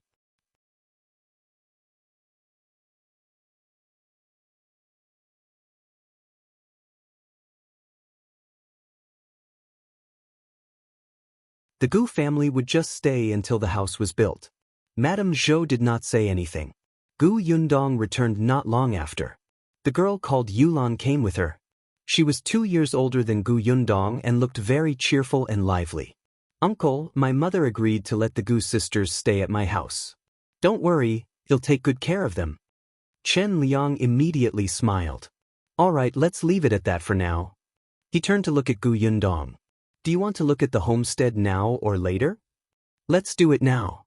Gu Yundong saw the owner of the house, Madame Fang. She only took a glance at Madame Fang's personality and did not completely understand it, but she knew that she was definitely a different kind of person from Aunt Ku. This did not matter. Moreover, she had asked the village chief's daughter-in-law. There were a few widows in this village, but the rest either had sons or didn't have enough rooms. There was no other choice. Chen Yulan took the initiative. Uncle, I'll accompany Sister Gu to visit the homestead too. Let's go. Chen Liang stood up and walked out first. Chen Yulan led Gu Yundong to the back. However, they had not walked far when Gu Yundong paused. It was indeed him. She had not seen wrongly in the carriage. Could it be that the youth he had met in the prefecture city was also from this village? Seeing that she had stopped, Chen Yulan followed her gaze curiously. She immediately trembled and whispered into her ear, "Don't look at him. He's a cold-blooded wolf. He doesn't care about anyone."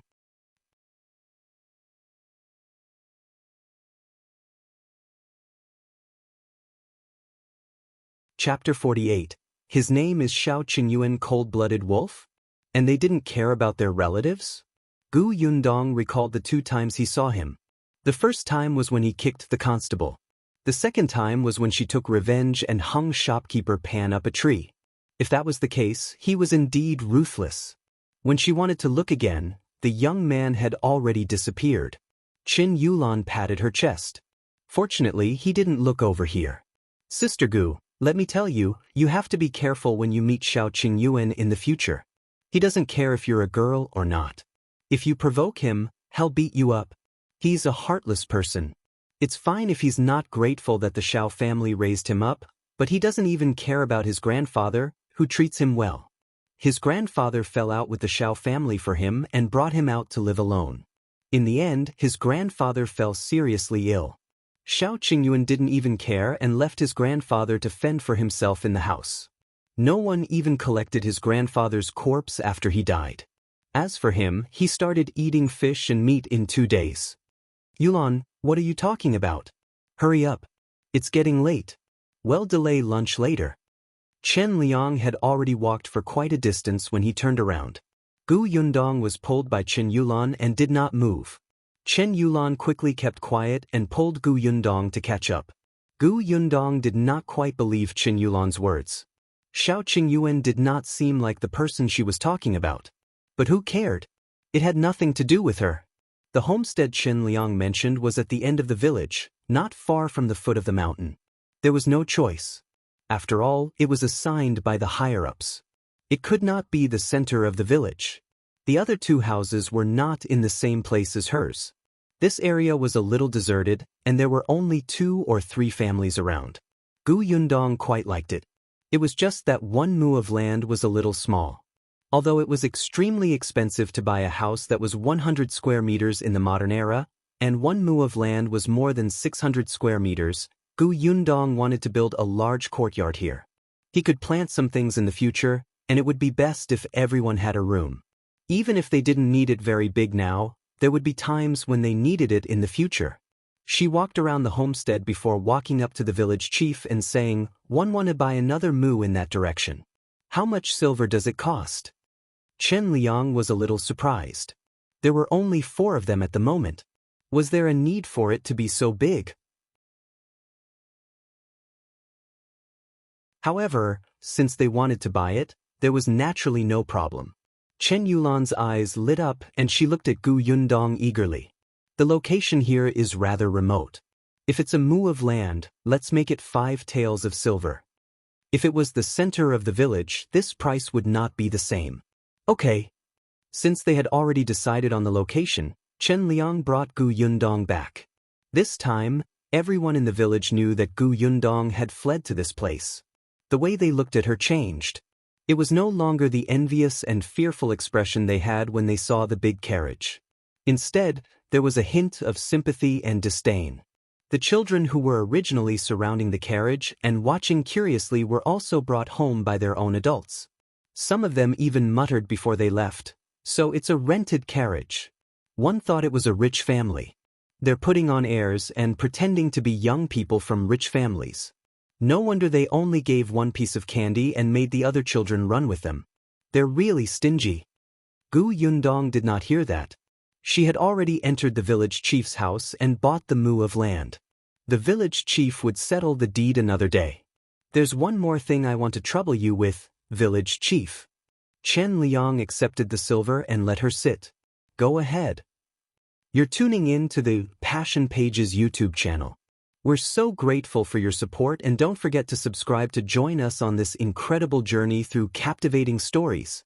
Your generosity through donations truly makes a world of difference, as it's the primary source of revenue that allows me to expand and enhance this channel for you. Thank you from the bottom of my heart for being a part of this adventure.